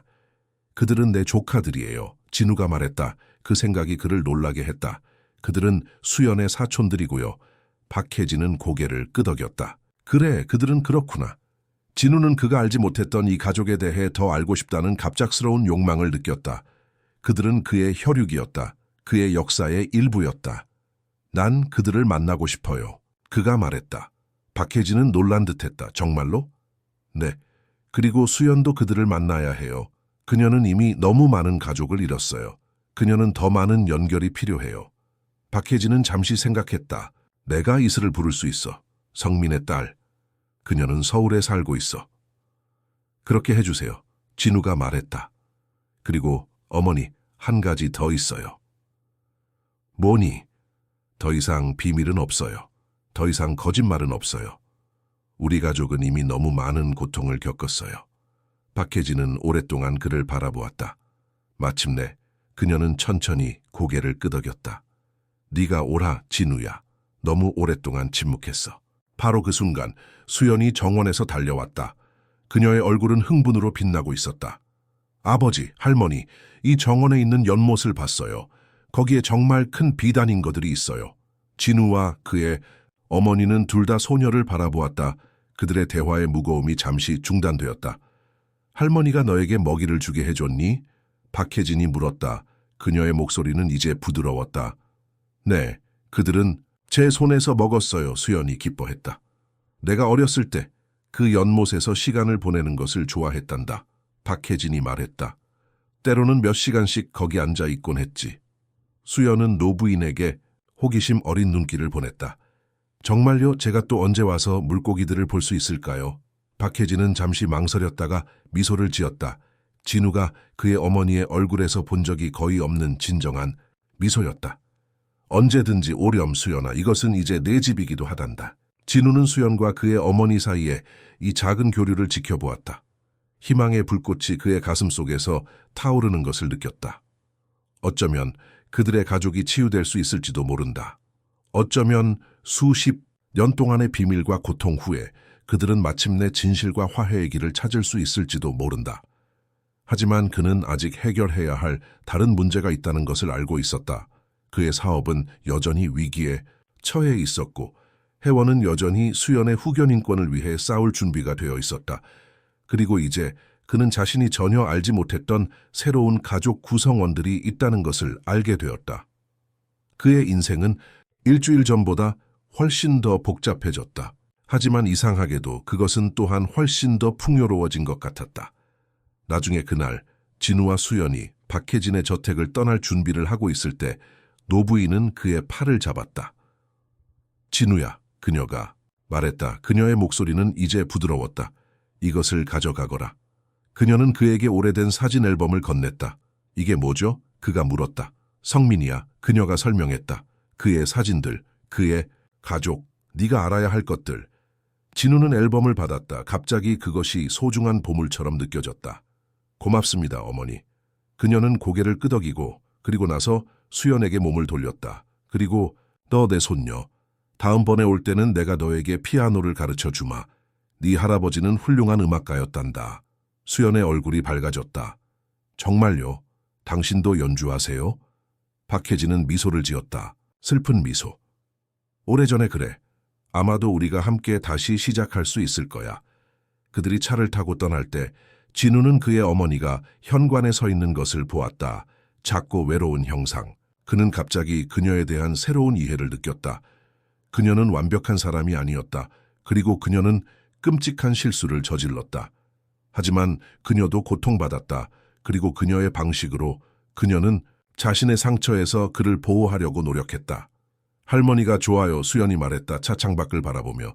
처음에는 무서웠지만 사실 그녀는 친절해요. 진우는 미소를 지었다. 그녀는 복잡한 사람이야, 수연아. 우리 모두처럼. 그녀가 피아노를 연주한다고 했어요, 수연이 말했다. 할아버지처럼요. 그게 제가 음악적 재능을 얻은 곳인가요? 진우는 긴 순간 그녀를 바라보았다. 그의 가슴은 갑자기 따뜻함으로 가득 찼다. 그래, 아마도 그럴 거야. 그리고 네 어머니로부터도. 그녀도 음악을 사랑했어. 수연은 고개를 끄덕였다. 만족한 듯했다. 그녀는 앞좌석에 있는 사진 앨범을 가리켰다. 그게 뭐예요? 진우는 앨범을 바라보았다. 그건 내 가족이야, 수연아. 네가 아직 만나지 못한 가족. 하지만 곧 만날 거야. 그녀의 눈이 호기심으로 빛났다. 정말요? 누구죠? 내 형 성민 삼촌의 가족이야. 그건 긴 이야기야. 하지만 집에 가면 모두 말해줄게. 수연은 고개를 끄덕였고 다시 창밖을 바라보았다. 진우는 그녀의 프로필을 연구했다. 그녀의 뺨의 곡선, 그녀의 턱의 선, 그녀의 눈의 모양. 그는 그녀에게서 자신을 보았다. 그리고 민지를, 그리고 이제 그는 또한 그의 이복형인 성민의 흔적도 볼 수 있었다. 그녀는 그들 모두의 일부였다. 그리고 그녀는 완벽했다. 집에 가자, 그가 말했다. 그녀의 손을 가볍게 쥐며 우리는 많은 이야기를 나눌 필요가 있어. 다음 날 아침 진우는 성민의 딸인 이슬과의 만남을 준비하고 있었다. 그의 어머니는 이슬에게 연락했고 그녀는 오전에 진우의 펜트하우스로 오기로 했다. 진우는 긴장되었다. 그는 어떻게 자신을 소개해야 할지, 무엇을 말해야 할지 확실하지 않았다. 수연은 진우의 불안을 느꼈는지 아침 식사 테이블에서 그의 손을 잡았다. 괜찮을 거예요, 아버지. 그녀가 말했다. 그녀의 목소리는 놀라울 정도로 차분했다. 이슬 언니가 좋은 사람이 아니면 할머니가 그녀를 추천하지 않았을 거예요. 맞죠? 진우는 미소를 지었다. 수연이 그를 아버지라고 부를 때마다 그의 가슴이 따뜻해졌다. 그것은 여전히 새롭고 낯설었지만 매우 소중했다. 네가 옳아. 그가 동의했다. 그리고 어쨌든 그녀는 내 사촌이야. 너의 가족. 그들이 아침 식사를 마치고 있을 때 초인종이 울렸다. 진우는 깊은 숨을 들이마시고 문을 열러 갔다. 그곳에 서 있는 여자는 30대 중반으로 길고 곧은 검은 머리와 친절한 눈을 가지고 있었다. 그녀는 단순하지만 세련된 드레스를 입고 있었고 그녀의 미소는 따뜻했다. 박진우 씨세요? 그녀가 물었다. 그는 고개를 끄덕였다. 네, 당신이 이슬 씨군요. 네, 그녀가 확인했다. 할머니가 당신에 대해 말씀하셨어요. 오랜 시간이 걸렸네요. 진우는 그녀를 안으로 초대했다. 수연은 이미 거실에 서 있었고 호기심으로 가득 찬 눈으로 이슬을 바라보고 있었다. 이쪽은 제 딸 수연이에요. 진우가 소개했다. 이슬은 미소를 지으며 수연에게 다가갔다. 안녕 수연아, 난 이슬이야. 너의 사촌이 되는 것 같구나. 수연은 수줍게 미소를 지었다. 만나서 반가워요, 이슬 언니. 그들은 거실에 앉았고 처음에는 약간 어색한 침묵이 흘렀다. 마침내 진우가 말했다. 어제 어머니에게서 성민 형에 대해 처음 들었어요. 그 전에는 그의 존재에 대해 전혀 몰랐습니다. 이슬은 고개를 끄덕였다. 저도 알고 있어요. 할머니가 설명하셨어요. 제 아버지도 오랫동안 자신의 친부모에 대해 알지 못했어요. 그가 성인이 되었을 때 진실을 알게 되었죠. 그는 어떤 사람이었나요? 진우가 물었다. 진정한 호기심으로. 이슬의 얼굴이 부드러워졌다. 그는 훌륭한 사람이었어요. 인내심이 많고 친절하고 음악에 대한 열정이 있었죠. 그는 서울 필하모닉에서 연주했어요. 바이올린이요. 우리가 어제 할머니에게서 받은 앨범이 있어요. 수연이 말했다. 탁자 위에 놓인 사진첩을 가리키며 거기에 당신의 아버지 사진이 있어요. 이슬은 앨범을 집어들고 조심스럽게 페이지를 넘겼다. 이 사진들 중 일부는 본 적이 없네요. 그녀가 말했다. 약간 감정적으로. 할머니가 이것들을 간직하고 있었다니 놀라워요. 그녀는 당신의 아버지를 그리워했던 것 같아요. 진우가 말했다. 그녀가 그에게 한 일을 후회했어요. 이슬은 고개를 끄덕였다. 제 아버지는 할머니를 용서했어요. 그는 매우 관대한 사람이었죠. 그는 할머니가 그저 젊고 두려웠다고 말했어요. 그리고 그녀의 부모님이 그녀에게 선택권을 주지 않았다고요. 그들은 시간이 가는 줄 모르고 이야기를 나눴다. 이슬은 그녀의 아버지에 대한 이야기, 그녀의 어머니 현재 프랑스에 살고 있는, 그리고 미국에 살고 있는 그녀의 오빠에 대해 이야기했다. 그녀는 또한 자신에 대해서도 이야기했다. 그녀는 대학에서 음악교수로 일하고 있었고 결혼했으며 2명의 어린 자녀가 있었다. 진우는 이 모든 정보를 흡수하려고 노력했다. 그는 이제 조카와 조카딸 그리고 친지도 있었다. 그의 가족은 하루 만에 2배로 늘어난 것 같았다. 당신의 자녀들도 만나고 싶어요. 진우가 말했다. 그들은 수연의 사촌이기도 하니까요. 그녀에게는 가족이 필요해요. 이슬은 미소를 지었다. 그들도 정말 좋아할 거예요. 특히 우리 딸 지민이요. 그녀는 수연보다 2살 어리지만 제 생각에 그들은 서로 잘 맞을 거예요. 대화가 계속되면서 진우는 이슬이 그와 얼마나 다른지 주목했다. 그녀는 개방적이고 따뜻했으며 감정을 자유롭게 표현했다. 그는 그녀가 성민을 닮았는지 아니면 그녀의 성격이 그녀가 자란 더 사랑스러운 환경의 결과인지 궁금했다. 어쨌든 그는 그녀의 회사를 즐겼고 수연도 마찬가지인 것 같았다. 이슬이 떠나기 전에 그녀는 진우에게 말했다. 이번 주말에 우리 집에서 저녁 식사를 하는 게 어떨까요? 당신과 수연이요. 제 남편과 아이들을 만날 수 있을 거예요. 좋을 것 같아요. 진우가 동의했다. 정말 고맙습니다, 이슬 씨. 그녀는 미소를 지었다. 제발 그냥 이슬이라고 불러주세요. 우리는 가족이니까요. 그녀가 떠난 후 진우는 그의 휴대폰을 확인했다. 여러 통의 부재중 전화와 메시지가 있었다. 대부분은 회사에서 온 것이었다. 정태훈의 스캔들이 계속해서 확산되고 있었고 투자자들은 동요하고 있었다. 하지만 한 통의 메시지가 그의 시선을 사로잡았다. 그것은 혜원에게서 온 것이었다.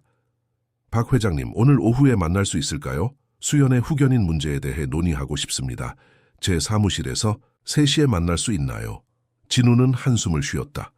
그는 이 문제가 아직 해결되지 않았다는 것을 알고 있었다. 혜원은 여전히 수연의 법적 후견인이 되길 원했고 진우도 물론 그렇게 하고 싶었다. 하지만 그는 또한 이 여자가 수연의 삶에서 중요한 존재라는 것도 알았다. 그들은 타협점을 찾아야 했다. 수연아, 그가 불렀다. 오늘 오후에 혜원 이모를 만나러 갈 거야. 수연은 그녀의 방에서 나왔다. 약간 걱정스러운 표정을 짓고 있었다. 그녀가 저를 데려가려고 하나요? 진우는 그녀에게 다가가 그녀의 어깨에 손을 올렸다. 아니, 수연아, 우리는 그저 이야기할 거야. 혜원 이모는 계속해서 내 삶의 일부가 될 거야. 하지만 내 집은 여기야. 나와 함께. 약속할게. 수연은 안도하는 것처럼 보였다. 좋아요. 저도 갈 수 있어요. 진우는 고개를 끄덕였다. 물론이지. 이것은 너에 관한 일이니까 네가 거기 있어야 해. 그날 오후 그들은 혜원의 사무실로 향했다. 그것은 이태원에 있는 작은 사무실이었고 특별한 인상을 주지 않았다. 진우는 혜원이 주로 어떤 종류의 법률 업무를 했는지 궁금했다. 그의 질문은 그들이 사무실에 들어서자마자 답변되었다. 벽에는 이민자 권리, 여성 권리, 그리고 다양한 사회 정의 운동에 관한 포스터들이 붙어 있었다. 그는 혜원이 약자를 대변하는 변호사라는 것을 깨달았다. 혜원은 그들을 맞이하기 위해 일어섰다. 그녀는 전문적인 정장을 입고 있었지만 그녀의 태도는 지난번 만났을 때보다 덜 적대적이었다. 박 회장님, 수연아, 들어오세요. 그녀가 말했다. 그녀의 사무실 안쪽에 있는 작은 회의실로 그들을 안내하며 그들이 앉자 혜원이 바로 본론으로 들어갔다. 제가 당신의 제안에 대해 생각해 봤습니다, 박 회장님. 공동 후견인에 관해서요. 그리고 저는 그것이 수연에게 최선의 이익이 될 것이라고 생각합니다. 진우는 약간 놀랐다. 그는 더 많은 논쟁을 예상했었다. 그렇군요. 좋습니다. 하지만 혜원이 계속했다. 몇 가지 조건이 있습니다. 첫째, 수연은 원할 때마다 저를 방문할 수 있어야 합니다. 둘째, 저는 그녀의 교육과 양육에 관한 모든 주요 결정에 참여해야 합니다. 그리고 셋째, 만약 당신이 어떤 식으로든 그녀를 실망시키거나 상처를 준다면 저는 전체 후견인 권한을 위해 법정으로 갈 준비가 되어 있습니다. 진우는 혜원의 직설적인 태도에 미소를 지었다. 그는 그녀의 스타일을 존중했다. 솔직하고 명확하고 타협할 준비가 되어 있지만 그녀가 중요하게 생각하는 것에 대해서는 강경한. 그 조건들은 공정합니다. 그가 동의했다. 저는 수연에게 최선의 것을 원합니다, 이 변호사님. 그리고 당신이 그녀의 삶에서 중요한 존재라는 것을 알고 있습니다. 저는 그것을 대체하려고 하지 않습니다. 혜원은 그를 연구하듯 바라보았다. 마치 그가 진심인지 평가하려는 듯했다. 당신은 제가 예상했던 것과는 다른 사람이네요, 박 회장님. 그게 좋은 건가요? 나쁜 건가요? 그가 물었다. 약간 장난스럽게. 그녀의 입가에 희미한 미소가 맴돌았다. 아직 결정하지 못했습니다. 수연은 두 어른 사이를 번갈아 바라보았다. 약간 혼란스러워하는 것처럼 보였다. 그럼 제가 아버지와 함께 살게 되는 건가요? 그래, 수연아, 혜원이 확인해 주었다. 하지만 나는 여전히 내 삶의 큰 부분이 될 거야. 네가 원할 때마다 나를 방문할 수 있고 우리는 여전히 우리의 일요일 점심을 가질 거야. 그리고 네가 필요하면 나는 항상 전화 한 통 거리에 있을 거야. 수연은 안도한 듯 미소를 지었다. 좋아요. 그게 제가 원하는 거예요. 서류 작업이 마무리된 후 혜원이 수연에게 말했다. 수연아, 내 사무실 밖에 있는 자판기에서 음료수를 하나 가져와도 좋아. 아버지와 잠깐 이야기하고 싶어. 수연은 고개를 끄덕이고 방을 나갔다. 그녀가 나가자 혜원은 진우를 진지하게 바라보았다. 솔직히 말하자면 저는 당신을 믿지 않았습니다. 그녀가 말했다. 당신 같은 남자들은 보통 책임을 지지 않죠. 그들은 자신의 행동의 결과를 직면하지 않습니다. 진우는 고개를 끄덕였다. 한때는 저도 그랬을 겁니다. 하지만 수연을 만난 이후로 모든 것이 바뀌었어요. 그녀는 그런 효과가 있어요. 혜원이 동의했다. 부드러운 미소를 지으며. 그녀는 민지를 닮았어요. 항상 사람들 안에 최선을 보는 능력이요. 진우는 그 이름을 들으며 슬픔에 찌르는 듯한 통증을 느꼈다. 민지는 저보다 더 나은 사람이었어요. 그녀는 제가 될 수 있었던 사람이었죠. 혜원은 잠시 그를 바라보았다. 그녀의 눈에 약간의 동정심이 있었다. 아직 늦지 않았어요, 박 회장님. 당신은 여전히 그 사람이 될 수 있어요. 그들의 눈이 마주쳤고 진우는 갑자기 이 강인한 여자에게 끌리는 것을 느꼈다. 그녀는 아름다웠을 뿐만 아니라 그녀의 원칙에 충실했고 그녀가 사랑하는 사람들을 보호하기 위해 싸울 용의가 있었다. 그것은 그가 오랫동안 자신의 삶에서 보지 못했던, 어쩌면 민지 이후로 보지 못했던 특성이었다. 그 순간 수연이 음료수를 들고 돌아왔고 그 순간은 깨졌다. 하지만 진우는 혜원과 그 사이에 무언가가 변했다는 것을 느꼈다.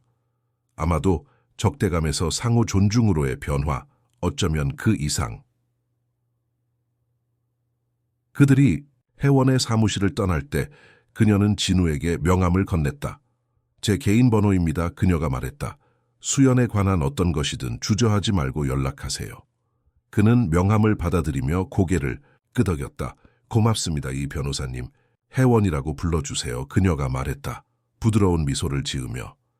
그날 저녁 진우가 사무실로 돌아왔을 때 그의 최고 재무 책임자인 강태식이 그를 기다리고 있었다. 그의 얼굴은 심각했다. 회장님, 정 부회장의 스캔들에 대한 뉴스가 있습니다. 진우는 한숨을 쉬었다. 얼마나 나쁜가? 강 이사는 태블릿을 건네주었다. 그의 행동은 생각했던 것보다 더 심각합니다.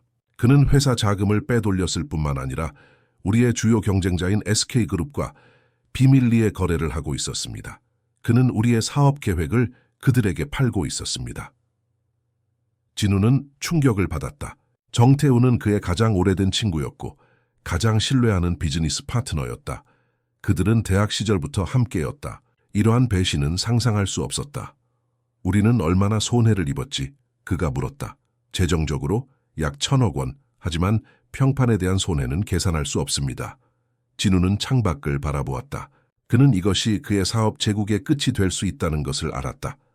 하지만 이상하게도 그는 그것에 대해 평온함을 느꼈다. 일주일 전만 해도 이것은 그를 완전히 파괴했을 것이다. 하지만 지금 그는 다른 우선순위를 가지고 있었다. 우리는 살아남을 거야. 그가 마침내 말했다. 우리는 항상 그랬어. 그가 사무실을 떠나려고 할 때 그의 눈은 책상 위에 놓인 오래된 기타 케이스에 머물렀다.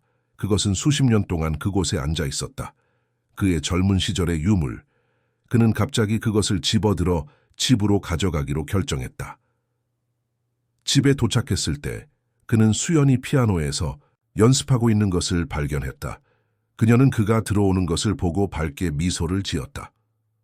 오늘 좋은 날이었어요, 아버지. 그녀가 말했다. 이슬 언니도 만났고 혜원 이모와도 이야기했어요. 그리고 이제 저는 제 학교로 돌아갈 수 있어요. 진우는 미소를 지었다. 그래, 오늘은 좋은 날이었어. 그리고 내일은 더 좋을 거야. 그는 기타 케이스를 열고 오래된 악기를 꺼냈다. 그것은 먼지가 쌓여 있었고 조율이 필요했지만 여전히 아름다웠다. 당신이 연주할 거예요? 수연이 물었다. 그녀의 눈은 흥분으로 빛났다.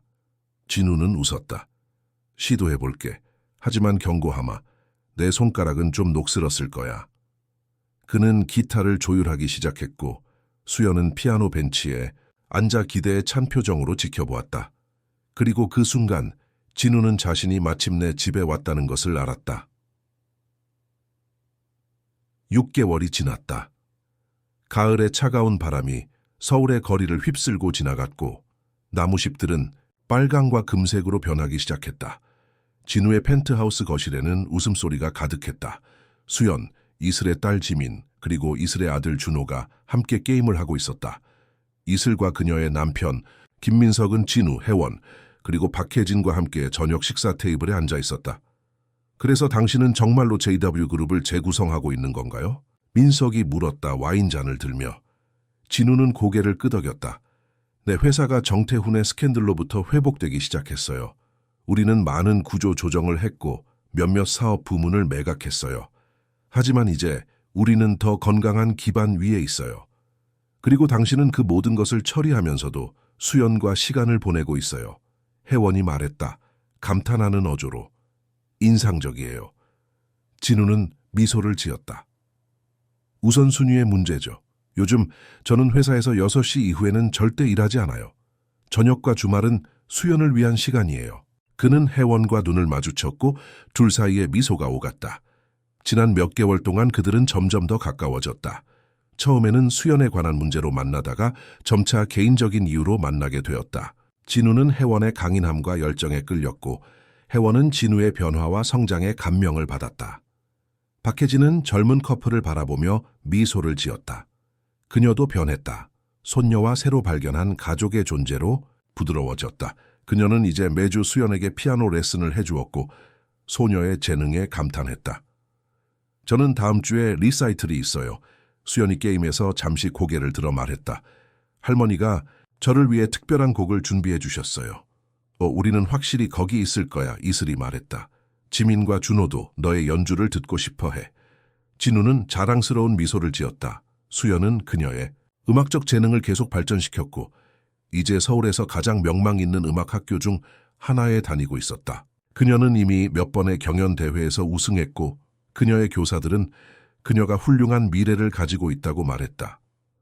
저녁 식사 후 어른들은 테라스로 이동했다. 서울의 야경이 아래에서 반짝였고 한강은 달빛 아래에서 은빛으로 빛났다. 때로는 이 모든 것이 꿈처럼 느껴져요. 진우가 말했다. 난간에 기대어. 1년 전만 해도 저는 혼자였어요. 제 회사 외에는 아무것도 없었죠. 그리고 지금 저에게는 가족이 있어요. 진정한 가족이요. 혜원은 그의 옆에 서서 그의 손을 꼭 잡았다. 수연이 당신의 삶에 들어와서 모든 것을 바꿨어요. 그녀만이 아니에요. 그가 말했다. 혜원의 눈을 바라보며. 당신도 그랬어요. 당신은 저에게 제가 될 수 있는 더 나은 사람을 보여주었어요. 그녀는 미소를 지었다. 그리고 그는 그녀가 얼마나 아름다운지 다시 한번 놀랐다. 테라스 반대편에서 이슬은 그녀의 남편과 함께 서 있었고 박혜진은 그들과 조용히 대화를 나누고 있었다. 그들은 좋은 커플이 될 거예요. 이슬이 진우와 혜원을 향해 고개를 끄덕이며 말했다. 박혜진은 고개를 끄덕였다.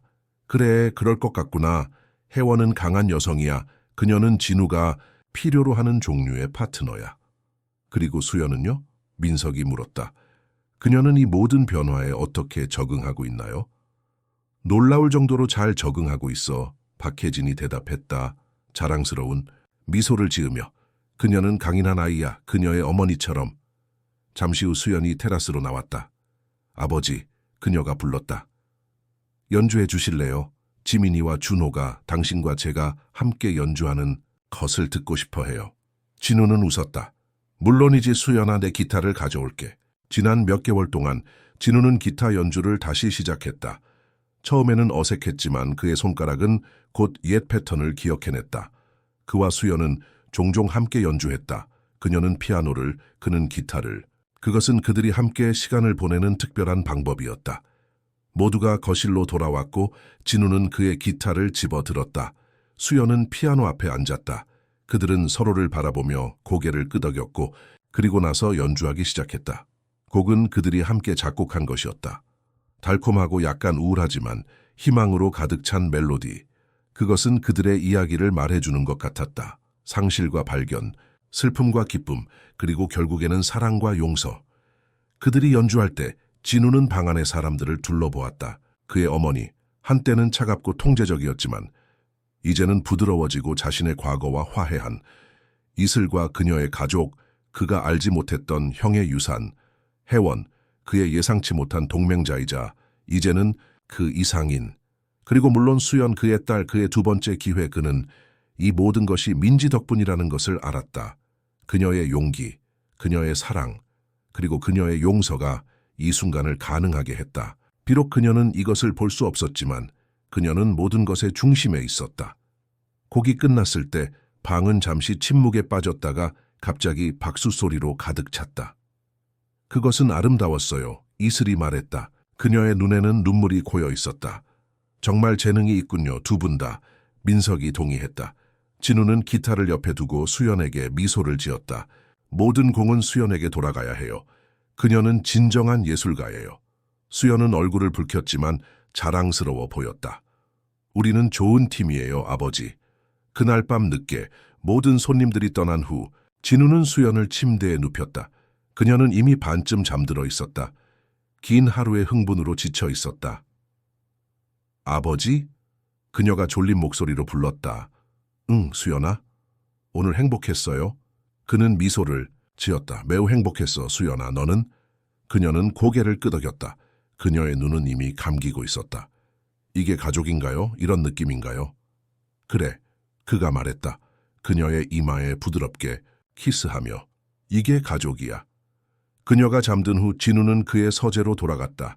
그는 책상 서랍을 열고 민지의 마지막 편지를 꺼냈다. 그는 그것을 수없이 읽었고 거의 모든 단어를 외웠다.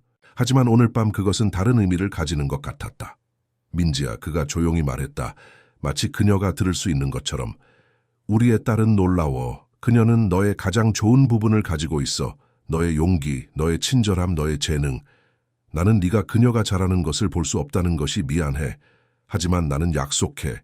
그녀는 항상 사랑받고 보살핌을 받을 거야. 그는 잠시 멈추었다. 감정에 목이 메었다. 그리고 나는 변하고 있어, 민지야. 나는 더 나은 사람이 되려고 노력하고 있어. 수연이 자랑스러워할 수 있는 아버지, 네가 자랑스러워할 수 있는 남자. 그는 편지를 다시 서랍에 넣고 창밖을 바라보았다.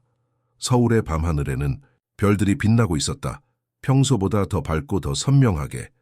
다음 날 아침 진우는 일찍 일어났다. 그는 조용히 옷을 입고 부엌으로 향했다. 그의 놀라움으로 수연은 이미 거기에 있었다. 토스트와 계란을 준비하고 있었다. 벌써 일어났구나. 그가 말했다. 그녀에게 다가가 그녀의 머리를 부드럽게 쓰다듬으며. 오늘 하려는 일이 많아요. 그녀가 설명했다. 학교 가기 전에 피아노 연습을 하고 싶어요. 그리고 방과 후에는 혜원 이모와 영화를 볼 거예요. 진우는 미소를 지었다. 그래, 오늘은 바쁜 날이구나. 어떤 영화를 볼 거니? 모르겠어요. 혜원 이모가 고를 거래요. 당신도 와도 돼요. 원하신다면. 그럴게. 그가 말했다. 그게 좋을 것 같아. 그들은 함께 아침 식사를 했고 그 다음 진우는 수연이 피아노 연습을 하는 것을 들었다. 그녀는 리사이트를 위한 곡을 연습하고 있었다. 쇼팽의 야상곡. 그것은 어려운 곡이었지만 그녀는 능숙하게 연주했다. 그녀의 작은 손가락은 건반 위에서 자신감 있게 움직였다. 그는 그녀의 연주를 들으며 그의 삶이 얼마나 변했는지 생각했다. 1년 전 그는 그의 회사에 모든 것을 바쳤다. 그의 시간, 그의 에너지, 그의 영혼까지. 그는 JW그룹의 회장으로서 자신을 정의했다. 그 외에는 아무것도 아니었다. 그리고 지금 회사는 여전히 중요했지만 더 이상 그의 모든 것은 아니었다. 그는 이제 아버지였다. 아들이었다. 형제였다. 그리고 아마도 곧 누군가의 남자친구가 될 것이다. 그는 여러 역할을 가진 완전한 사람이었고 그것은 그를 더 강하게, 더 행복하게 만들었다. 수연의 연주가 끝났을 때 그는 박수를 쳤다. 아름다웠어, 수연아. 너는 정말 재능이 있어. 그녀는 밝게 미소를 지었다. 고마워요, 아버지. 열심히 연습했어요. 그게 보여. 이제 학교에 늦지 않게 준비하자. 그가 그녀를 학교에 데려다 주는 동안 그들은 앞으로의 계획에 대해 이야기했다. 주말에 이슬의 가족과 함께 제주도로의 짧은 여행, 다음 달 박혜진의 말 11번째 생일 파티, 그리고 물론 수연에 다가오는 리사이틀. 그리고 당신과 혜원 이모는요? 수연이 갑자기 물었다. 당신들은 데이트하고 있는 건가요? 진우는 놀라서 그녀를 바라보았다. 왜 그렇게 생각하니? 수연은 눈을 굴렸다. 당신들이 서로를 바라보는 방식이요. 그리고 당신은 그녀가 전화할 때마다 미소를 지어요. 진우는 웃었다. 꽤 관찰력이 좋구나. 그렇지? 그래서 만나요. 그는 잠시 생각했다. 우리는 알아가는 중이야. 그녀는 매우 특별한 여성이야. 좋아요. 수연이 말했다. 만족해 보이며. 저는 혜원 이모를 좋아해요. 그녀는 당신을 행복하게 해줄 거예요. 그게 네 생각이니? 네, 그녀가 단호하게 말했다. 그리고 엄마도 그렇게 생각했을 거예요. 진우는 그 말에 놀랐다. 정말로 그렇게 생각하니? 수연은 고개를 끄덕였다. 엄마는 항상 당신이 행복하기를 원했어요. 그녀는 항상 당신에 대해 좋은 말만 했어요. 심지어 당신이 그녀를 떠난 후에도 그녀는 당신을 미워한 적이 없어요. 진우는 눈물이 그의 눈에 차오르는 것을 느꼈다. 너의 어머니는 놀라운 사람이었어, 수연아. 그리고 너는 그녀를 많이 닮았어. 그들이 학교에 도착했을 때 수연은 그에게 빠르게 작별 인사를 하고 밖으로 뛰어나갔다. 그는 그녀가 그녀의 친구들과 만나는 것을 지켜보았다. 웃고 이야기하는 모습. 그녀는 행복해 보였다. 안정되어 보였다. 민지는 그녀를 잘 키웠고 이제 그는 그 유산을 이어갈 책임이 있었다. 그날 오후 진우는 그의 사무실에서 정태훈의 스캔들에 관한 마지막 보고서를 읽고 있었다. 그의 옛 친구는 현재 기소되어 재판을 기다리고 있었다. 회사는 생존했지만 큰 타격을 입었다. 진우는 그들이 회복하는 데 몇 년이 걸릴 것이라는 것을 알았다. 하지만 이상하게도 그는 이것이 새로운 시작일 수도 있다고 느꼈다. 기회 JW그룹을 그가 항상 원했던 종류의 회사로 재건하기 위한 더 윤리적인, 더 책임감 있는, 더 지속 가능한 회사. 그는 이미 회사의 자선 활동을 확대했고 특히 한부모 가정과 음악 교육에 중점을 둔 새로운 이니셔티브를 시작했다. 그가 보고서를 닫고 그의 컴퓨터를 끄려고 할 때 그의 비서가 문을 두드렸다. 회장님, 이혜원 변호사님이 여기 계십니다. 진우는 놀랐다. 그는 그녀를 오늘 저녁에 만날 예정이었지만 지금은 아니었다. 들어오시라고 해. 혜원이 사무실로 들어왔다. 평소에 자신감 있는 태도로. 안녕하세요, 박 회장님. 이그는 일어섰다. 혜원 씨, 이것은 놀라운 일이네요. 무슨 일이세요? 그녀는 미소를 지었다. 저는 당신이 수연을 태우러 학교에 가기 전에 당신을 잡고 싶었어요. 좋은 소식이 있어요. 오? 제가 민지의 유언장을 다시 검토하고 있었어요. 그리고 그녀가 수연을 위해 작은 신탁을 설정했다는 것을 발견했어요. 그것은 많지 않지만 수연의 음악 교육을 위한 것이에요. 그녀는 수연이 음악을 계속하기를 정말로 원했어요. 진우는 감동받았다. 민지가 아팠을 때조차 그녀는 여전히 그들의 딸의 미래를 계획하고 있었다. 그것은 정말 그녀답네요. 혜원은 고개를 끄덕였다. 그녀는 항상 수연을 첫 번째로 생각했어요. 심지어 끝까지도. 그들은 잠시 침묵 속에 서 있었다. 둘 다 민지의 기억에 잠겨. 자바 혜원이 마침내 말했다. 저는 가봐야 해요. 제 다음 고객이 기다리고 있어요. 저녁에 뵐게요. 물론이죠. 진우가 말했다. 5시에 수연을 데리러 학교에 가서 그 다음 영화를 보러 갈게요. 그녀는 문으로 향했지만 그녀가 나가기 전에 진우가 그녀를 불렀다. 혜원 씨? 그녀는 돌아보았다. 네? 저에게 2번째 기회를 주어서 고마워요. 제 딸과의 관계에서 그리고 그는 망설였다. 당신과의 관계에서도요. 그녀는 미소를 지었다. 그리고 그것은 그녀의 전체 얼굴을 밝혔다. 2번째 기회는 우리 모두가 받을 자격이 있는 것이에요, 진우 씨. 심지어 당신 같은 재벌도요. 그녀가 떠난 후 진우는 사무실 창문으로 돌아가 서울의 스카이라인을 바라보았다. 그는 이제 2번째 기회의 가치를 알았다. 그는 또한 사랑, 용서, 그리고 가족의 가치도 알았다. 이것들은 그가 모든 돈과 권력으로도 살 수 없는 것들이었다. 그날 저녁 진우, 수연, 그리고 혜원이 영화관에서 나올 때 가을 하늘은 별들로 가득했다. 수연은 그들 앞에서 뛰어가고 있었고 영화에 대해 흥분해서 이야기하고 있었다. 진우와 혜원은 그녀 뒤에서 걷고 있었고 그들의 손은 자연스럽게 서로를 찾았다. 그래서 회사는 어때요? 혜원이 물었다. 회복 중이에요. 그가 대답했다. 그것은 시간이 걸릴 거예요. 하지만 우리는 괜찮을 거예요. 그리고 당신은요? 그녀가 물었다. 그의 눈을 바라보며 당신은 어때요? 진우는 잠시 생각했다. 그는 한때 자신을 어떻게 정의했는지 그리고 이제 자신을 어떻게 보는지 생각했다. 그는 그의 손녀딸 수연, 그의 어머니, 이슬과 그녀의 가족, 그리고 물론 혜원의 얼굴을 생각했다. 그는 한때 자신이 얼마나 공허했는지, 그리고 이제 얼마나 충만한지 생각했다. 저는 괜찮아요. 그가 마침내 말했다. 진정한 미소를 지으며. 사실 저는 제 인생에서 지금만큼 행복했던 적이 없어요. 그녀는 그의 손을 꼭 잡았고 그들은 함께 걸었다. 그들 앞에 펼쳐진 미래를 향해 몇 발자국 앞에서 수연이 멈춰 서서 그들을 바라보았다.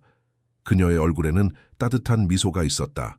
그리고 그녀의 눈에는 희망과 사랑의 빛이 있었다. 그녀는 항상 그녀의 아버지와 어머니가 다시 함께하는 것을 꿈꿔왔지만 이제 그녀는 그것이 불가능하다는 것을 알았다. 하지만 어쩌면 그녀는 생각했다. 이것이 2번째로 좋은 것일지도 모른다.